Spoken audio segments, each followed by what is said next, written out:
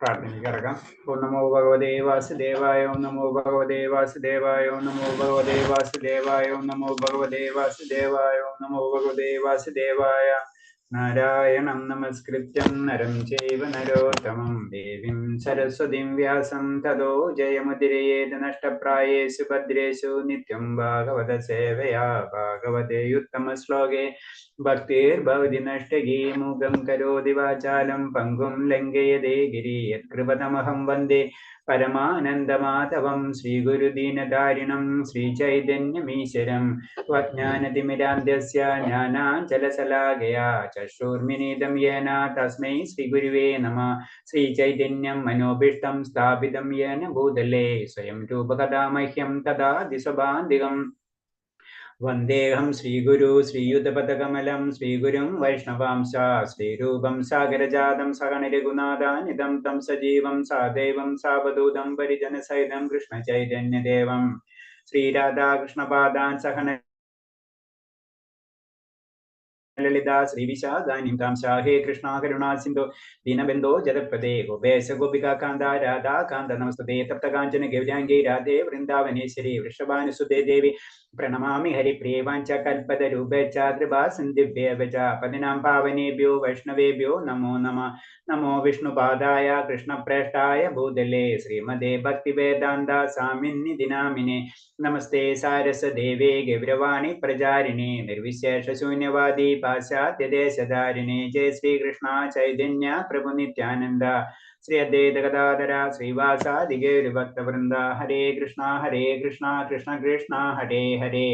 ഹരേ രാമ രാമ രാമ ഹരേ ഹരേ. ഹരേ കൃഷ്ണ കൃഷ്ണ കൃഷ്ണ ഹരേ ഹരേ. ഹരേ രാമ രാമ രാമ ഹരേ ഹരേ. ഹരേ കൃഷ്ണ കൃഷ്ണ കൃഷ്ണ ഹരേ ഹരേ. ഹരേ രാമ രാമ രാമ ഹരേ ഹരേ. ഹരേ കൃഷ്ണ. പ്രഭാതിക്ക് ജയ ഗുരുദേവ് കി ജയ. ആനന്ദ കോടി വൈഷ്ണവ ഭക്തർക്ക് ജയ. നമ്മൾ 13ത്തെ എത്രാമത്തെ സ്ലൈഡ് എടുത്തെന്ന് ഓർമ്മയുണ്ടായിരുന്നില്ല? എത്ര വരെയായിരുന്നു? മഹാമന്ത്രം തുടങ്ങുന്നതാണ് ഈ വായ്പടയുള്ള. മഹാമന്ത്രം കേൾക്കുകയും ജപിക്കുകയും ചെയ്യുന്നതിനെ കുറിച്ചും ഒരു പ്രസ്താവനയുണ്ട്. അതാണ് ഇനി എടുക്കേണ്ടത് അല്ലേ? മന്ത്രം കേൾക്കുകയും ജപിക്കുന്നതിനെ കുറിച്ച് അല്ലേ? ഓക്കെ.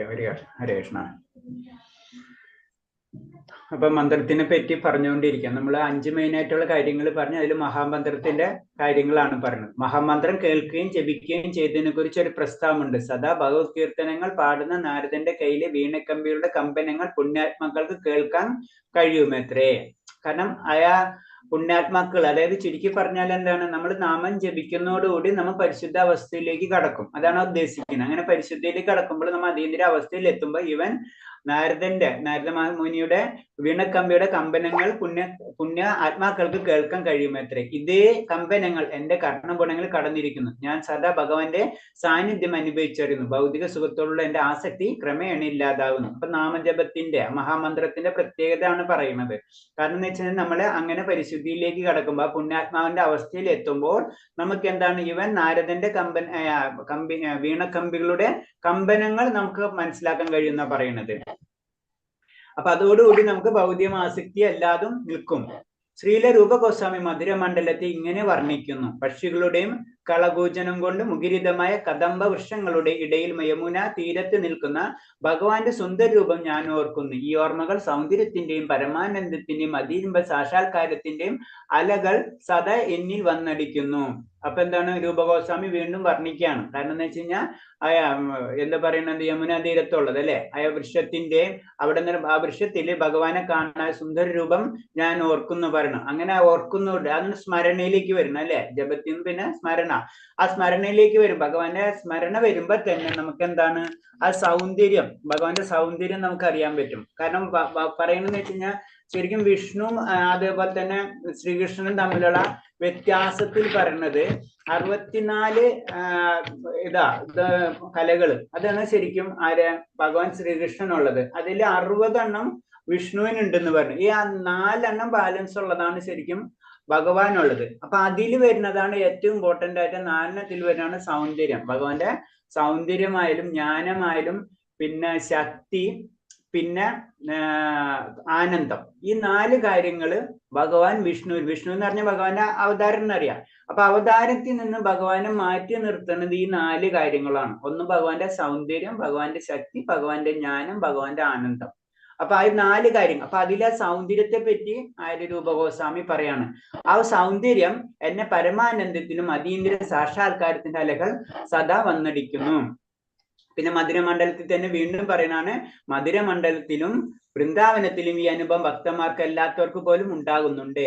ഭൗതിക ലോകത്തിലേക്ക് ഒരിക്കലും മടങ്ങേണ്ടെന്ന് തോന്നിക്കുന്ന എത്ര മനോഹരമാണ് യമുനാ തീരത്തെ 84 ചതുരശ്ര മൈൽ വിസ്താരമുള്ള മധുരമണ്ഡലം.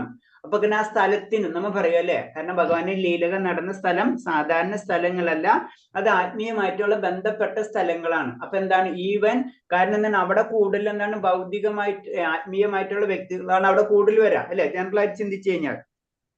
അപ്പൊ അവിടെ എന്താണ് ഒരു ആത്മീയ അന്തരീക്ഷം അങ്ങനെ തന്നെ വരും.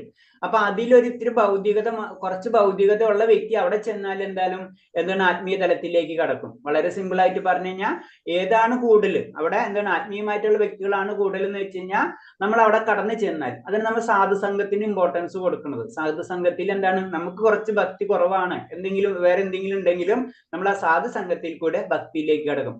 അതേപോലെ തന്നെ അന്തരീക്ഷവും അങ്ങനെ തന്നെയാണെന്ന് പറയുന്നത്. അതാണ് പറഞ്ഞത്, ഭൗതിക ലോകത്തിന് ഒരിക്കലും മടങ്ങേണ്ടെന്ന് തോന്നിപ്പിക്കുന്ന മനോഹരമാണ് യമുനാ തീരത്തെ 84 ചതുരശ്ര മൈൽ വിസ്താരമുള്ളതാണ് മധുരമണ്ഡലം. ആ സ്ഥലത്തിന് ഇത്ര ഒരു ഏരിയ അടക്കം പറഞ്ഞിരിക്കുകയാണ്. രൂപഗോസ്വാമിയുടെ പ്രസ്താവം യഥാർത്ഥത്തിൽ മധുരയും വൃന്ദാവനത്തിന്റെയും സാക്ഷാത്കൃത വർണ്ണനയാണ്. ആ സ്ഥലത്തെ പറ്റി ശരിക്കും വർണ്ണിക്കുകയാണ്. അത്ര ഇമ്പോർട്ടന്റ് ആയിട്ടുള്ള സ്ഥലമാണെന്ന് പറയാണ് ആര് രൂപഗോസ്വാമി നമുക്ക് പറഞ്ഞു തരാണ്. മധുരയും വൃന്ദാവനും സർവശായിയായ സ്ഥലത്താണ് സ്ഥിതി ചെയ്യുന്ന വിശേഷണങ്ങൾ തെളിയിക്കുന്നു. അപ്പൊ ഈ 2 സ്ഥലങ്ങളും അല്ലെ നമുക്കറിയാം, ശരിക്കും പറഞ്ഞു കഴിഞ്ഞാൽ നമുക്കറിയാം വൃന്ദാവനായാലും മധുര ആയാലും അയോധ്യയാണ്, ഇതൊക്കെ എന്താണ് ആത്മീയ ലോകത്തിൽ നിന്ന് ഭൗതിക ലോകത്തിലേക്ക് അവതരിച്ചിട്ടുള്ളതാണ്. അപ്പൊ ആ സ്ഥലത്തിന്റെ പ്രത്യേകത എന്താണ്, ഭൗതിക ലോകത്തിലാണെങ്കിൽ കൂടിയും അതിനൊരു പ്രത്യേകത ഉണ്ടാവുന്ന ആര് പറഞ്ഞു തരുന്ന രൂപഗോസ്വാമി നമുക്ക് പറഞ്ഞു തരാണ്. ഇല്ലെങ്കിൽ ഈ സ്ഥലങ്ങൾ നമ്മുടെ അതീന്ദ്ര ഭാവങ്ങൾ ആഹ്വാനിച്ചെടുക്കാൻ സാധിക്കുമായിരുന്നില്ല.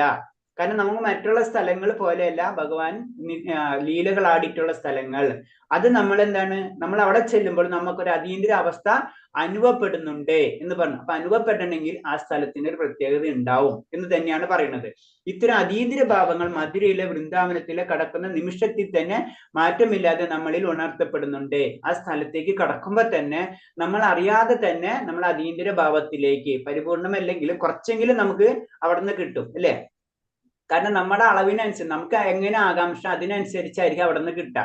മുഴുവനും കിട്ടണമെന്നല്ല, അത് പലവരുടെ പരിശുദ്ധിയുടെ അനുസരിച്ച് പലർക്കും പല ലെവലിൽ കിട്ടും. എന്തായാലും അവിടുന്ന് കുറച്ചെങ്കിലും നമുക്ക് അതീന്ദ്രമായ ഒരു ആനന്ദമോ അതീന്ദ്രമായ ഒരു മുന്നേറ്റമോ നമുക്ക് അവിടുന്ന് ലഭിച്ചിരിക്കുന്ന രൂപഗോസ്വാമി നമുക്ക് പറഞ്ഞു തരാണ്.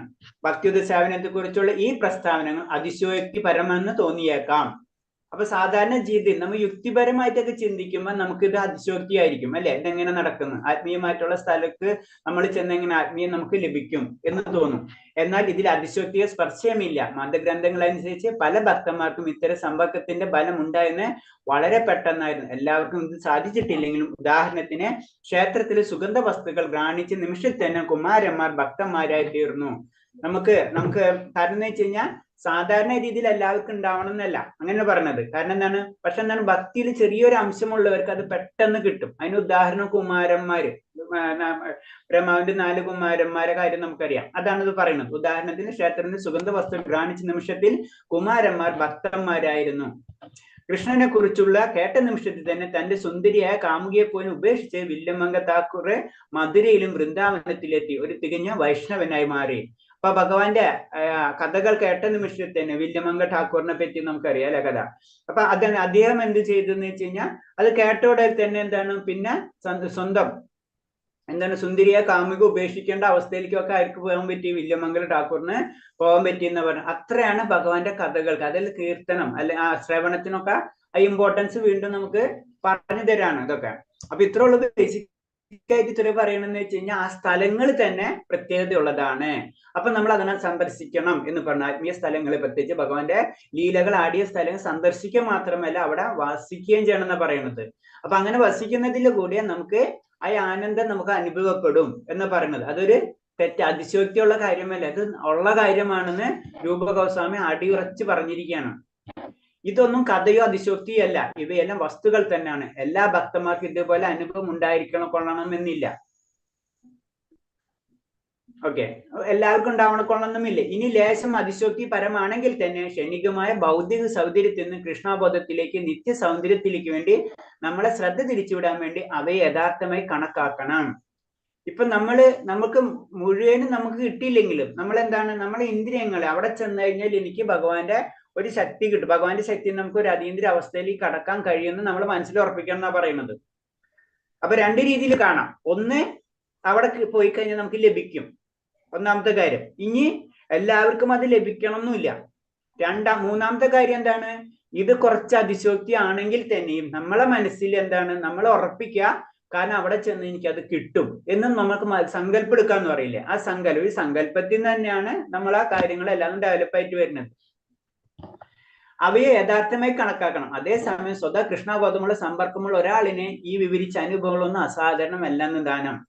അപ്പൊ നമ്മൾ എന്താണ്, നമുക്കത് ലഭിച്ചില്ലെങ്കിൽ നമ്മൾ അവിടെ ചെല്ലുന്നു. ഫസ്റ്റ് നമ്മൾ പറഞ്ഞ് എല്ലാ ഭക്തന്മാർക്കും കിട്ടൂല. പിന്നെ ഒരു കാര്യം പറഞ്ഞ അവിടെ ചെന്ന് കഴിഞ്ഞാൽ അതീന്ദ്രിയ അവസ്ഥ ലഭിക്കും. മൂന്നാമത്തെ കാര്യം പറഞ്ഞാൽ നമുക്കത് കിട്ടില്ല എന്ന് നമ്മൾ അങ്ങനെ ചിന്തിച്ചാലും അങ്ങനെ നമ്മൾ ചിന്തിക്കരുത്, അവിടെ ചെന്ന് നമുക്ക് കിട്ടും എന്ന് മനസ്സിൽ ഉറപ്പിക്കുക. പിന്നെ ഈ സംഗതി ഇതെന്താണ്, അവിടെ കിട്ടാവുന്ന അതീന്ദ്രിയ അവസ്ഥ അത് ഒരു കൃഷ്ണബോധം അനുഭവിച്ച വ്യക്തിക്ക് തീർച്ചയായിട്ടും ലഭിച്ചിരിക്കുന്ന പറയുന്നത്. അതൊരു അസാധാരണമല്ല. അങ്ങനത്തെ കൃഷ്ണബോധം ഉള്ള ഒരു വ്യക്തിയാണ് അവിടെ ചെല്ലുന്ന വെച്ച് കഴിഞ്ഞാൽ ആ വ്യക്തികൾക്ക് അതിന്റെ അനുഭവം ഉണ്ടായിരിക്കും എന്ന് ഗ്യാരണ്ടി പറയാണ്. വർണ്ണാശ്രമ തത്വങ്ങൾ കർശനമായി പാലിക്കുന്നവർക്ക് ക്രമേണ ഭക്തിയുത സേവനം കൊണ്ട് നേടാവുന്ന പരിപൂർണതയുടെ വിധാനത്തിലെത്താൻ സാധിക്കുമെന്ന് ചില പണ്ഡിതന്മാർ വാദിക്കുന്നു. എന്നാൽ പ്രാമാണികന്മാർ ആരും ഈ വാദഗതി അംഗീകരിക്കുന്നില്ല. അതായത് വർണ്ണാശ്രമം കർശനം പാലിക്കുന്നവർക്ക് ക്രമേണ ഭക്തിയുത സേവനത്തിൽ നേടാവുന്ന പരിപൂർണ വിധാനത്തിൽ എത്താമെന്ന് അതായത് തിരിച്ചു പറയാണ്. കാരണം വർണ്ണാശ്രമം ചെയ്താൽ മാത്രം മതി എന്ന് പറഞ്ഞു. അപ്പൊ ഭക്തിയുടെ അതായത് പരിപൂർണ ഭക്തി സേവനം ചെയ്യേണ്ട ആവശ്യമില്ല, നമ്മൾ വർണ്ണാശ്രമ തത്വങ്ങൾ മാത്രം ചെയ്താൽ മതി, നമുക്ക് എന്താണ് ആ പരിപൂർണതയുടെ വിധാനത്തിൽ നമുക്ക് എത്താൻ കഴിയും. അപ്പൊ പരിപൂർണത്തിലെ വിധാനത്തിൽ നമുക്ക് എത്താൻ കഴിയില്ല എന്നാണ് രൂപഗോസ്വാമി പറയുന്നത്. വർണ്ണാശ്രമ കർമ്മങ്ങൾ മാത്രം ചെയ്തത് കൊണ്ട് പരിപൂർണതയിൽ വിധാനത്തിൽ എത്താൻ കഴിയില്ല, അതിന് ഭക്തിയുത സേവനം കൂടി ചെയ്യേണ്ടി വരും. പക്ഷെ വർണ്ണാശ്രമം എന്തിനാണ്, നമ്മൾ അത് ഉന്നതിയിലേക്ക് കടക്കാൻ വേണ്ടിയിട്ടുള്ള വഴി മാത്രമേ ഉള്ളൂ. അത് മാത്രം ചെയ്തുകൊണ്ടിരുന്നു കഴിഞ്ഞാൽ ഭക്തിയിലേക്ക് കടക്കാൻ കഴിയില്ല. ഭക്തിക്ക് ഭക്തിയുത സേവനങ്ങൾ തന്നെ ചെയ്യണം എന്നാ പറയുന്നത്. ശ്രീമദ് ഭാഗവതം 11:20 ഭഗവാൻ പറയുന്നു, സ്വപ്രോചിതമായി എന്റെ ലീലാവിലാസങ്ങളും പ്രവർത്തനങ്ങളെ കുറിച്ച് കേൾക്കാനുള്ള അത്യാസക്തി ഉണ്ടാവുന്നവരെ വർണ്ണാശ്രമ ധർമ്മങ്ങൾ പാലിക്കുന്നത് കൊള്ളാം. അതായത് അത് ഉണ്ടാകുന്നത് വരെ നമ്മൾ ഈ കാര്യങ്ങളൊക്കെ വർണ്ണാശ്രമ ധർമ്മങ്ങൾ നമ്മൾ എന്തിനു ചെയ്യണാണ്, ഭഗവാനിലേക്ക് അടുക്കാൻ വേണ്ടിയിട്ടുള്ളതാണ്. അതാണ് പറഞ്ഞത്, ആ പ്രവർത്തനങ്ങൾ കേൾക്കാനുള്ള അത്യാസക്തി ഉണ്ടാകുന്നത് വരെ വർണ്ണാശ്രമ ധർമ്മങ്ങൾ പാലിക്കുന്നത് കൊള്ളാം എന്ന് വെച്ചാൽ സാമ്പത്തിക ലാഭത്തിനും ഐന്ദ്രിയ സമ്പത്തിനും മുക്തിക്കുമെല്ലാം ഉതകുന്ന മതപരമായ അനുഷ്ഠാനങ്ങളാണ് വർണ്ണാശ്രമ ധർമ്മങ്ങൾ നിർദ്ദേശിച്ചിരിക്കുന്ന സമ്പ്രദായം. അപ്പൊ വർണ്ണാശ്രമങ്ങളിൽ ശരിക്കും ഇതെല്ലാതും ഉണ്ട്. അതിൽ ഐന്ദ്രിക സമ്പത്തിനുള്ളതുണ്ട്, മുക്തിക്ക് പരമായിട്ടുള്ള കാര്യങ്ങളുണ്ട്, പിന്നെ എന്താണ് ധനത്തിനുള്ള കാര്യങ്ങൾ, ഇതല്ലാതെ അതിൽ പറഞ്ഞിട്ടുണ്ട്. അപ്പൊ അതിൽ ഏതെങ്കിലും ഒന്നിൽ പിടിച്ചിരുന്നു കഴിഞ്ഞാൽ നമ്മൾ അവിടെ തന്നെ ഇരിക്കുന്ന പറയുന്നത്. അതിൽ നിന്നും മാറിയിട്ട് നമ്മൾ എന്താണ് ആ ഭക്തിയുത സേവനത്തിലേക്ക് തന്നെ നമ്മൾ കടക്കണം, അതാണ് പറഞ്ഞത്. അല്ലെങ്കിൽ നമ്മൾ അവിടെ തന്നെ നിൽക്കും. കൃഷ്ണബോധം വളർത്തിയെടുത്തിട്ടല്ലാതെ ആൾക്കാർക്ക് ഇതൊക്കെ കൊള്ളാം, കൃഷ്ണബോധം വളർത്തിയെടുത്തിട്ടില്ലാത്തവർക്ക് ഇതൊക്കെ കൊള്ളാം. അപ്പൊ എന്താണ്, ഫസ്റ്റ് ഇനീഷ്യൽ സ്റ്റെപ്പിലാണ് നമ്മൾ വർണ്ണാശ്രമ തത്വങ്ങൾ എന്ന് പറയുന്നത്. അപ്പൊ അത് കൃഷ്ണബോധം വളരാത്ത ലെവൽ വരെ നമുക്ക് ഇതൊക്കെ കൊള്ളാം. വാസ്തവത്തിൽ മതഗ്രന്ഥങ്ങൾ നിർദ്ദേശിക്കുന്ന ഇത്തരം പ്രവർത്തനങ്ങളെല്ലാം കൃഷ്ണബോധത്തിലേക്ക് അടുപ്പിക്കാൻ ഉദ്ദേശിച്ചിട്ടുള്ളതാണ്.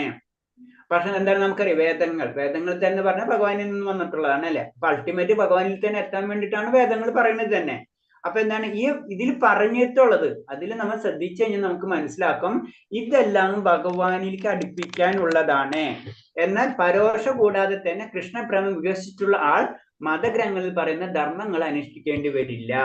അപ്പൊ ചില വ്യക്തികൾക്ക് എന്താണ് ഭക്തി എന്ന് പറഞ്ഞത് അത് അയൊരു ഓട്ടോമാറ്റിക് ആയിട്ട് ആ വ്യക്തിയിൽ ഉണ്ടാവും. അപ്പൊ അവർക്ക് ഇത് അനുഷ്ഠിക്കേണ്ട ആവശ്യമില്ല എന്ന് പറഞ്ഞു. അപ്പൊ വർണ്ണാശ്രമം അനുഷ്ഠിക്കുന്നത് എന്തിനാണ്? ഭക്തിയിലേക്ക് വരാൻ. ഓൾറെഡി ഒരു ഭക്തൻ എന്താ പറഞ്ഞ ആള് ഉള്ളിൽ തന്നെ ഭക്തിയുള്ള വ്യക്തിയാണെങ്കിൽ ഇതിലുള്ള നിയമങ്ങൾ അനുഷ്ഠിക്കേണ്ടി വരില്ല, കാര്യമില്ല എന്ന് പറയുന്നത്. ഹരേ കൃഷ്ണ. ഇതിൽ ലാസ്റ്റ് പറഞ്ഞത് മധുരവാസത്തെ പറ്റിയിട്ടാണ് ഡീറ്റെയിൽ ആയിട്ട് പറഞ്ഞത്. പിന്നെ രണ്ടാമത് പറഞ്ഞത് ഏതാ നമ്മളെ വർണ്ണാശ്രമങ്ങൾ മാത്രം ചെയ്തുകൊണ്ട് കാര്യമില്ല, അതിന്റെ അപ്പുറത്തേക്ക് നമുക്ക് കടക്കണം. പിന്നെ മധുരവാസത്തെ പറ്റി പറഞ്ഞ ആ സ്ഥലം തന്നെ അതീന്ദ്രിയ അവസ്ഥയാണ്. പലർക്കും പല രീതിയിലുള്ള അനുഭവങ്ങൾ കിട്ടാം. ഭക്തി ഇല്ലാത്തവൻ ആ വ്യക്തിയാണെങ്കിൽ അവിടെ ചെന്നാൽ എന്തെങ്കിലും അവിടെ നിന്ന് കിട്ടുന്നു ഉറപ്പ് പറയാണ്. പിന്നെ ഒരു ഭക്തനെ സംബന്ധിച്ച് ഏത് സമയം അങ്ങനത്തെ ഇതുള്ള അനുഭവങ്ങൾ ഉണ്ടും താനും, അതാ പറയുന്നത്. ഹരേ കൃഷ്ണ. ക്ലിയർ അല്ലേ? വേറെ എന്തെങ്കിലും പോയിന്റ്സ് ഉണ്ടോ ഇതില്? ഹരേ കൃഷ്ണ. അപ്പൊ നമുക്ക് 14ലേക്ക് കടക്കാം. ഹരേ കൃഷ്ണ പ്രഭു, ഒരു സംശയം ഉണ്ടായിരുന്നു. ചോദിച്ചോളൂ പ്രഭു. അപ്പൊ പ്രഭു പറഞ്ഞില്ല 4 ക്വാളിറ്റീസ് വിഷ്ണുവിന്റെയും ഭഗവാന്റെയും. അതില് രൂപമാധുര്യം, വേണുമാധുര്യം എന്നൊക്കെ പറഞ്ഞിട്ട് 4 വരുന്നില്ലേ? ഇത് ജനറൽ ആയിട്ട് പറയാനാണ് ഇപ്പൊ. പിന്നെ അതിന്റെ ഡീറ്റെയിൽ ആയിട്ട് വീണ്ടും പോകും. ഇത് ജനറൽ ആയിട്ട് നമ്മൾ പറയുമ്പോ വിഷ്ണുവിന്റെയും ഭഗവാന്റെയും തമ്മിലുള്ള ഒരു ഡിഫറൻസ് എന്ന് പറയുമ്പോൾ അവര് തമ്മിലുള്ള കലകളിൽ ഉണ്ടല്ല, അതിലൊരു ഡിഫറൻസ് എന്ന് പറയുമ്പോൾ ജനറൽ ആയിട്ട് പറയുമ്പോ വിഷ്ണു ഇത്രയും ഗുണങ്ങളുള്ളൂ, ഭഗവാൻ അതിൽ 4 ഗുണങ്ങൾ കൂടുതലുണ്ടെന്ന് മാത്രം. സൗന്ദര്യത്തിൽ തന്നെ നമുക്ക് വേറെ രീതിയിൽ പല രീതിയിൽ നമുക്ക് കാണാൻ പറ്റും.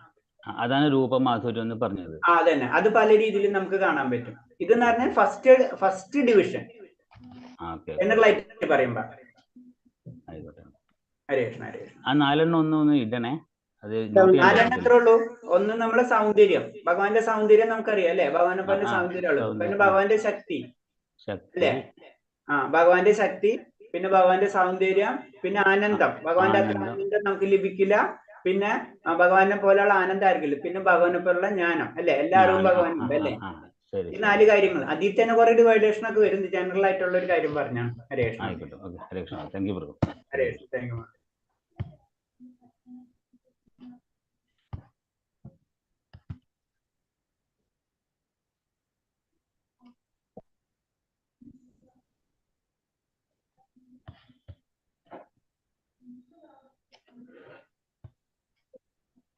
അടുത്ത ശ്ലോകം.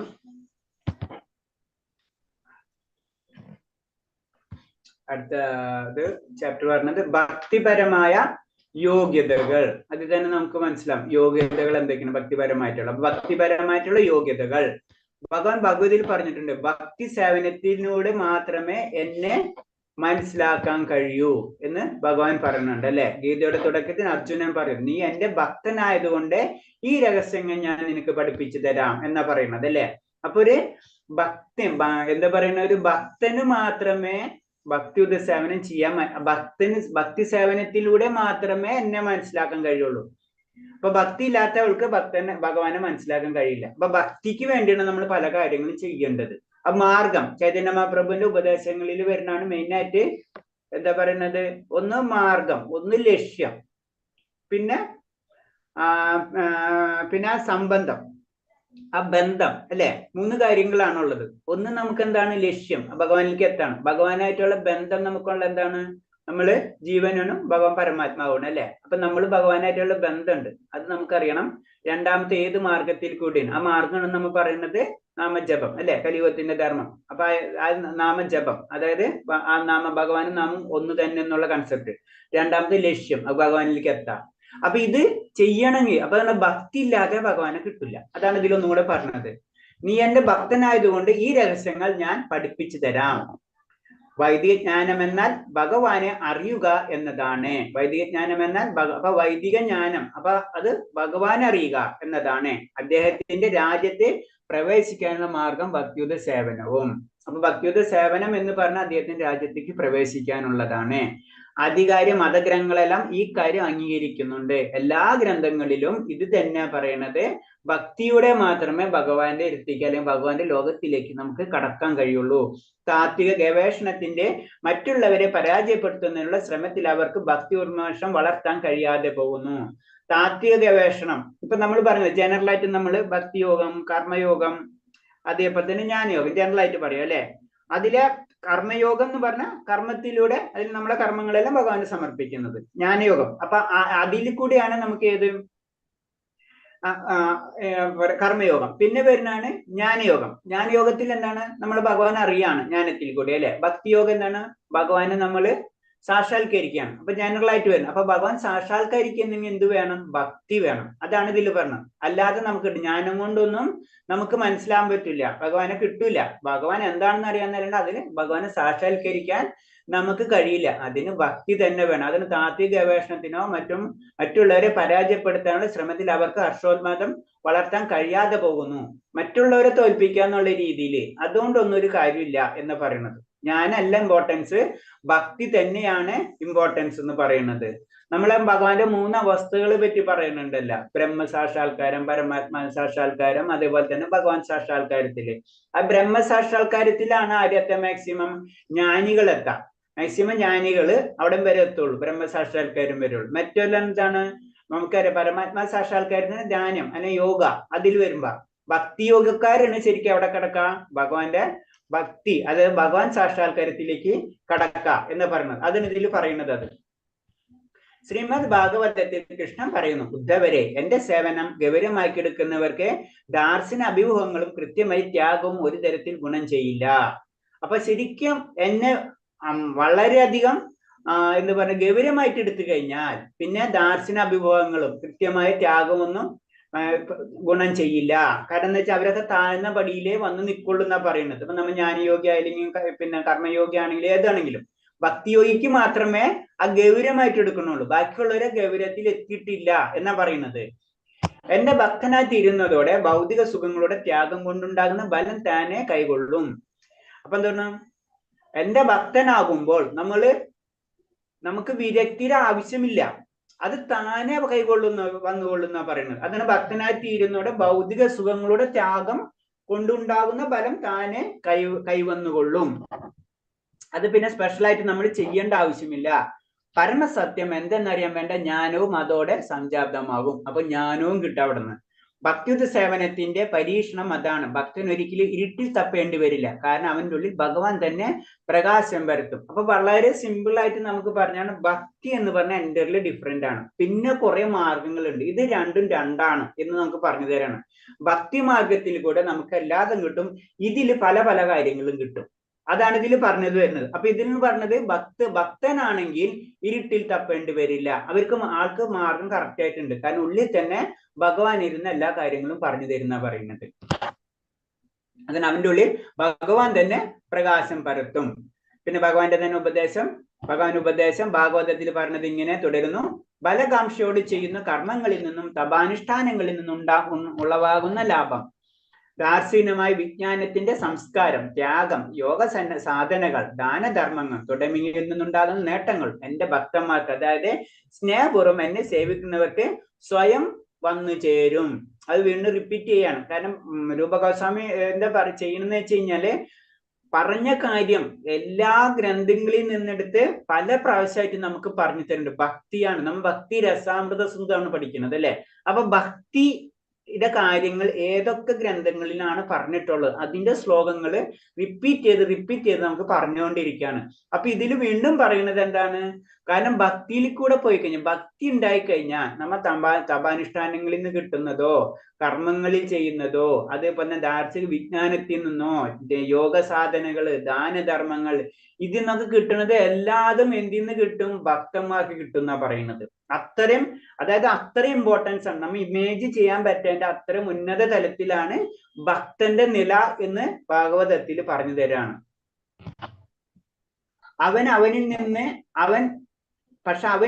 അവനിൽ നിന്ന് എനിക്ക് ഭക്തിയുത സേവനം നടത്തുന്നതിൽ കവിഞ്ഞ് ഒന്നും വേണ്ട.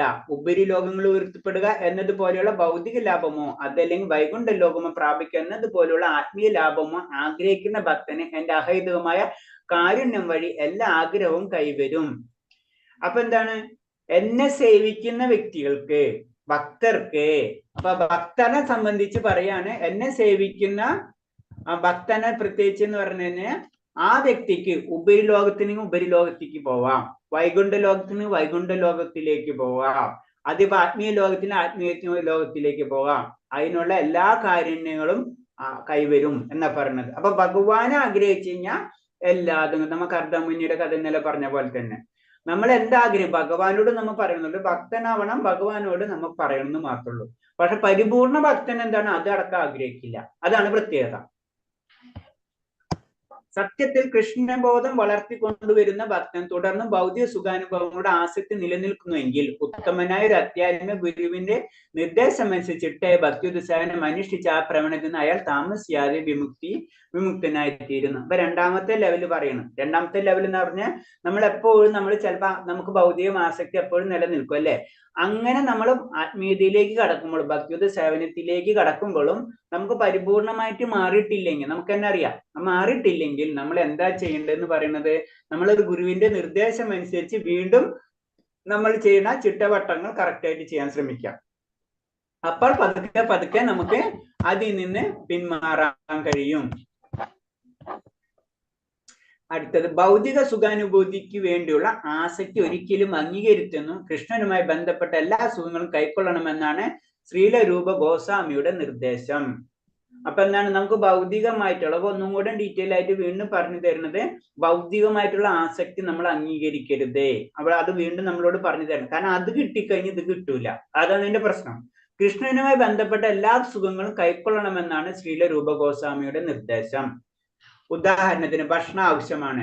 നാവിന്റെ തൃപ്തിപ്പെടുത്താൻ രുചികരമായ വസ്തുക്കൾ കൂടിയേ തീരും. അങ്ങനെയുള്ള ഘട്ടത്തിൽ നാവിന്റെ തൃപ്തിനേക്കാൾ ഉപരി കൃഷ്ണന്റെ തൃപ്തിക്കായി രുചികരമായ സാധനങ്ങൾ ഉണ്ടാക്കി കൃഷ്ണന് സമർപ്പിക്കുക. അപ്പോൾ അത് ത്യാഗമായി ഭവിക്കുന്നു. നമുക്കറിയാം, നമുക്ക് ശരീരത്തിന് ഭക്ഷണം വേണം അല്ലെ. അപ്പൊ അങ്ങനത്തെ ഭക്ഷണം എന്താ ചെയ്യേണ്ടത്? നമ്മൾ ഭഗവാനെ സമർപ്പിക്കുക എന്ന് പറഞ്ഞു. ഭഗവാനെ സമർപ്പിച്ചിട്ട് അത് നമ്മൾ ഉപയോഗിക്കുക. അപ്പൊ എന്താണ്? അത് ഭക്തിയുടെ സേവനമായി മാറി. ഈ രുചികരമായ ഭക്ഷണ സാധനം കൃഷ്ണന് സമർപ്പിക്കുന്ന മുന്നേ കഴിക്കരുത്. കൃഷ്ണന് സമർപ്പിക്കാതെ നിരാകരിക്കുമെന്നുള്ള വൃത്തമാണ് പരിത്യാഗം. പരിത്യാഗം എന്ന് പറഞ്ഞു കഴിഞ്ഞാൽ എന്ത് കാര്യം ഉണ്ടെങ്കിലും ഭഗവാന് സമർപ്പിച്ചതിന് ശേഷം നമ്മൾ ഉപയോഗിക്കുക എന്ന് പറയുന്നത്. കൃഷ്ണനെ സമർപ്പിക്കാതെ നിരാകരിക്കും. പിന്നെ ഈ പരിത്യാഗത്തിലൂടെ ഇന്ദ്രിയങ്ങളുടെ ആവശ്യത്തെ തൃപ്തിപ്പെടുത്താൻ കഴിയും. അപ്പൊ എന്താണ് പരിത്യാഗം? അപ്പൊ ഇന്ദ്രിയങ്ങളെ നമുക്ക് നിയന്ത്രിക്കാനും കഴിയും. എന്ന ഭഗവാന് സമർപ്പിച്ചത് നമ്മൾ ഉപയോഗിക്കുമ്പോൾ അത് ഇന്ദ്രിയങ്ങൾക്ക് സന്തോഷവും ചെയ്യും എന്ന് പറയുന്നത്. ശ്ലോകം, യത്കരോഷി യദഷ്ണാസി യജ്ഹോഷി തദാസ്യ തപ്തപ്സ്യ കൗന്ദയ തത്കുരുഷു മദർപ്പണം എന്ന് എനിക്ക് പറയുന്നുണ്ടല്ലോ. ഭഗവാൻ പറയുന്നുണ്ട്, എന്തൊക്കെ കിട്ടിയൊക്കെ അത് മുഴുവൻ എനിക്ക് സമർപ്പിക്കാൻ പറയുന്നുണ്ട്. അതാണ് പറഞ്ഞത്. യത്കരോഷി ഭഗവത്ഗീതയിലുള്ള ഒരു ശ്ലോകം തന്നെ, യത്കരോഷി യദഷ്ണാസി യജ്ഹോഷി തദാസ്യ തപ്തപ്സ്യ കൗന്ദയ തത്കുരുഷു മദർപ്പണം എന്ന് പറയുന്ന ശ്ലോകം തന്നെ ഇതിനോട് ബന്ധപ്പെട്ടിട്ടുള്ളതാണ്. ഭൗതികമായതുള്ളതെല്ലാം ഒഴിവാക്കാൻ ശ്രമിക്കുന്ന നിർവിത്തവാദികൾ കഠിനമായ തപാനുഷ്ഠാനങ്ങൾ നടത്തിയേക്കാം. കാരണം എന്താണ്? ഏറ്റവും പ്രശ്നം എന്താണ്? നമുക്ക് ഭൗതികമായിട്ടുള്ള ആസക്തിയാണ് അല്ലെ. അപ്പൊ അതിനു വേണ്ടി നിർവിത്തവാദികൾ എന്ന് പറയുമ്പോൾ എന്താണ്? ഭഗവാന് രൂപമില്ല എന്ന് വിശ്വസിക്കുന്നവർ, വളരെ സിമ്പിൾ, നിർവിത്തവാദികൾ അല്ലെ. അവര് അതിനു വേണ്ടി എന്ന് പറഞ്ഞു കഴിഞ്ഞാൽ ഈ ഭൗതികമായ ആസക്തി, കാരണം അവർക്കറിയാം ഭൗതിക ആസക്തി ഉണ്ടെങ്കിൽ ആ സാക്ഷാത്കാരത്തിൽ, നിർവിദ്യ സാക്ഷാത്കാരത്തിലേക്ക് കടക്കില്ല എന്ന് അവർക്കും അറിയാം. അപ്പൊ അതിനു വേണ്ടി അവരെന്ത് ചെയ്യും? തപോനുഷ്ഠാനങ്ങൾ നടത്തും. എന്നാൽ ഭക്തിയുത സേവനം ചെയ്യാനുള്ള അവസരം അവർക്ക് നഷ്ടപ്പെടുന്നു. അപ്പൊ എന്താണ്? അവരെ എനർജി അവരെന്തിനു ഉപയോഗിക്കുന്നു? ഇങ്ങനത്തെ കാര്യങ്ങൾക്ക് ഉപയോഗിക്കും. അപ്പൊ ഭക്തിയുത സേവനക്ക് ചെയ്യാനുള്ള അവസരം അവർ നഷ്ടപ്പെടും. അതുകൊണ്ട് അവരുടെ പരിത്യാഗം സമ്പൂർണ്ണ നേടാൻ അപര്യാപ്തമായി തീരുന്നു. അപ്പൊ അവർ ഒരു സ്റ്റെപ്പ് കടന്നിട്ടുള്ളൂ, പിന്നെ അടുത്ത സ്റ്റെപ്പ് കടക്കണം. പക്ഷെ ഈ സ്റ്റെപ്പിന്റെ ആവശ്യമുണ്ടായിരുന്നില്ല, നമുക്ക് ഈ സ്റ്റെപ്പിൽ തന്നെ കയറാമായിരുന്നു. അതാണ് അവരെ പ്രോബ്ലം. അവരവിടെ നിൽക്കും, പിന്നെ ആയിരിക്കും അവര് ഭക്തിയുത സേവനത്തിലേക്ക് കടക്കാം എന്ന് പറഞ്ഞു. നമുക്ക് ചൈതന്യ മഹാപ്രഭുവിന്റെ ലീലകളിൽ പലതും കാണാൻ പറ്റാതെ അങ്ങനത്തെ രീതിയിലുള്ളത്. അപ്പൊ ഭക്തി സേവനവുമായി ഒരു ബന്ധമില്ലാത്ത ഇത്തരം കൃത്രിമ പരിത്യാഗം ശീലിച്ചതിന്റെ ഫലമായി പതനം സംഭവിച്ച് വീണ്ടും ഭൗതിക മാലിന്യങ്ങൾക്ക് ആകർഷപ്പെട്ടു പോയ നിർവിത്വാദികൾ ധാരാളമുണ്ട്. കാരണം എന്തെന്നാണ്, ഇതാകുമ്പോൾ നമ്മൾ കൃത്രിമമായിട്ടാണ് അല്ലെ, നമുക്കൊരു ആഗ്രഹമുണ്ട്, അതിന് നമ്മൾ പിടിച്ചു നിർത്താണ് ചെയ്യുന്നത്. അപ്പൊ എന്താണ്, അപ്പൊ ചിലപ്പോഴത് പതനത്തിന് സാധ്യതയുണ്ട്. അങ്ങനെ പതനം വന്നിട്ടുള്ള അനേകം നിർവിത്വവാദികൾ ഉണ്ട് എന്ന് പറഞ്ഞത്. നമ്മൾ വിചാരിക്കുന്ന പോലെ നമ്മളെ ആഗ്രഹങ്ങളെ, ഇന്ദ്രിയങ്ങളെ നമുക്ക് നിയന്ത്രിക്കാൻ കഴിയില്ല. അത് കാരണം കൊണ്ട് അതിൽ പതനം ഉറപ്പാണെന്ന് പറയുന്നത്. പതനം വളരെ കൂടുതലാണ് അവിടെ സംഭവിക്കുക. അതാണ് നിർവിത്വവാദികളുടെ ഒരു പ്രോബ്ലം.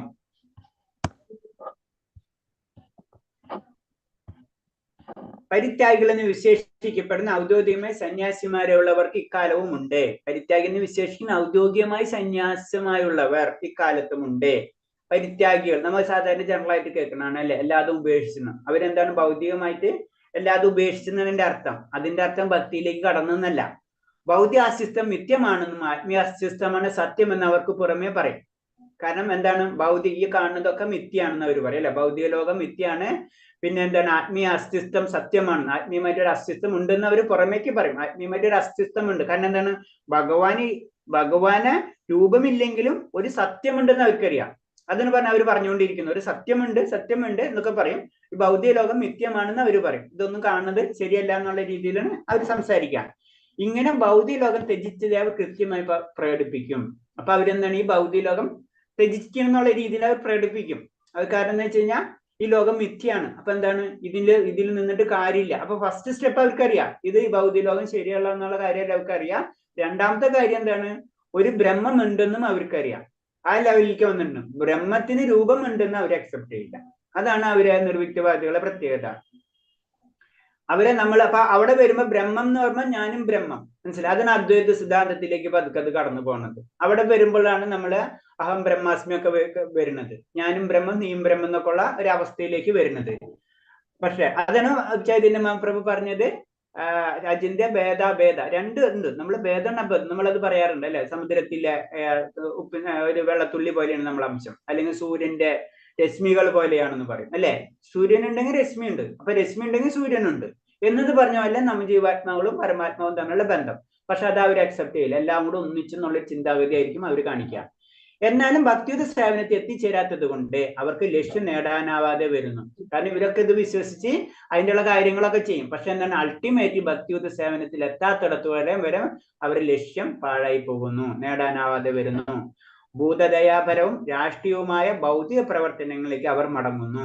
അപ്പൊ അങ്ങനെ വരുമ്പോ വീണ്ടും അവർക്ക് എന്താണ്, അതിലേക്ക് ഒരു ലക്ഷ്യം എത്താത്ത കാരണമുണ്ട്. അപ്പൊ അതിന് പറഞ്ഞു ചൈതന്യ മഹാപ്രഭുവിന്റെ പറയണത്, ലക്ഷ്യം വേണം, നമുക്ക് ഒരു മാർഗവും വേണം. പിന്നെ എന്താണ് സംബന്ധം, എന്ത് സംബന്ധം, ഭഗവാന്റെ നിത്യദാസൻ, ഭഗവാന്റെ ആ ദാസത്വം നമുക്ക് നഷ്ടപ്പെട്ടിട്ടുണ്ട്. അത് നമ്മൾ റീകണക്ട് ചെയ്യാനാണ് പോണത് അല്ലെ. അതാണ് നമ്മുടെ ലക്ഷ്യം, ആ റീകണക്ഷൻ. പ്ലസ് നമ്മൾ അതിനൊരു മാർഗം വേണം, ആ റീകണക്ട് ചെയ്യണം. ഈ മൂന്ന് കാര്യങ്ങളാണ് പറഞ്ഞത്. അപ്പൊ ഇവരെ സംബന്ധിച്ച് എന്താണ്, അവർക്ക് ലക്ഷ്യമില്ല, മാർഗവും തെറ്റ്. അപ്പൊ എന്താണ്, അവർക്ക് നിത്യദാസൻ എന്ന അറിവില്ല. മൂന്ന് കാര്യങ്ങൾ ബ്ലാങ്ക് ആവും. പക്ഷെ എന്താണ്, അവര് ഒരു ബ്രഹ്മം ഉണ്ടെന്ന് മാത്രമേ അറിയുള്ളൂ. പിന്നെ അടിക്കുള്ള വഴികൾ അറിയും, പല വഴിയിലേക്ക് അവർ പോകും. അപ്പൊ എന്താണ്, അവർ താഴത്തേക്ക് വീഴും, വീണ്ടും ഭൗതിക അവസ്ഥയിലേക്ക് അവര് വരാൻ സാധ്യതയുണ്ട്. അതാണ് പറഞ്ഞ, അവർ ഒരിക്കലും ഭഗവാന്റെ പാദങ്ങളിൽ അഭയം തേടാതെ വരും. വീണ്ടും ഭൗതിക ലോകത്തിലേക്ക് മടങ്ങിയിട്ട് ഇതിനവർക്ക് ഒരിക്കലും അങ്ങനെ ഒരിക്കലും ഭഗവാന്റെ പാദങ്ങളിൽ അഭയം തേടാത്തത്. അങ്ങനെ വരുമ്പോൾ എന്താണ്, വീണ്ടും അവർ താഴ്ത്തിക്ക് ഇറങ്ങും. കാരണം ഇവർ അന്വേഷിച്ച് നടക്കും കുറെ അല്ലെ. എന്നിട്ട് ഭഗവാന്റെ ആനന്ദം ഇതൊന്നും കിട്ടാണ്ടാവുമ്പോൾ, ബ്രഹ്മം എന്നൊക്കെ പറഞ്ഞിങ്ങനെ നടന്ന് ലാസ്റ്റ് ഒന്നും കിട്ടാണ്ടാവുമ്പോ വീണ്ടും താഴത്തേക്ക് ഇങ്ങോട്ട് ഇറങ്ങും. അതാണ് ഇവർക്ക് സംഭവിക്കുക എന്ന് പറഞ്ഞത്. ജനറൽ ആയിട്ട് ഇങ്ങനെ മുകളിലേക്ക് വരുന്നത് വളരെ അപൂർവം വരുന്ന പറയുന്നത്. അത് തന്നെ അത് പറഞ്ഞു, ബഹുനാൻ ജന്മനാമന്ത ജ്ഞാനവാൻമാൻ പ്രപദ്ധ്യത്തെ വാസുദേവൻ സർവന്തി സമാത്മ സുദുർലഭ എന്ന് പറഞ്ഞ ശ്ലോകം തന്നെ അതിന് വളരെ അപൂർവം വരുന്ന. അത് കിട്ടിയ പല ജന്മങ്ങൾക്ക് ശേഷമാണ് അത് ലഭിക്കുക. ഭക്തിയുത സേവനത്തിന്റെ ആത്മീയ ആചാര്യൻ എങ്ങനെയാവണം, ഒരു ആത്മീയ ആചാര്യന്റെ അത് നമ്മൾ പഠിച്ചിട്ടുണ്ട്, നമുക്ക് ഇൻഡയറക്റ്റ് ആയിട്ട് അറിയാം അല്ലെ.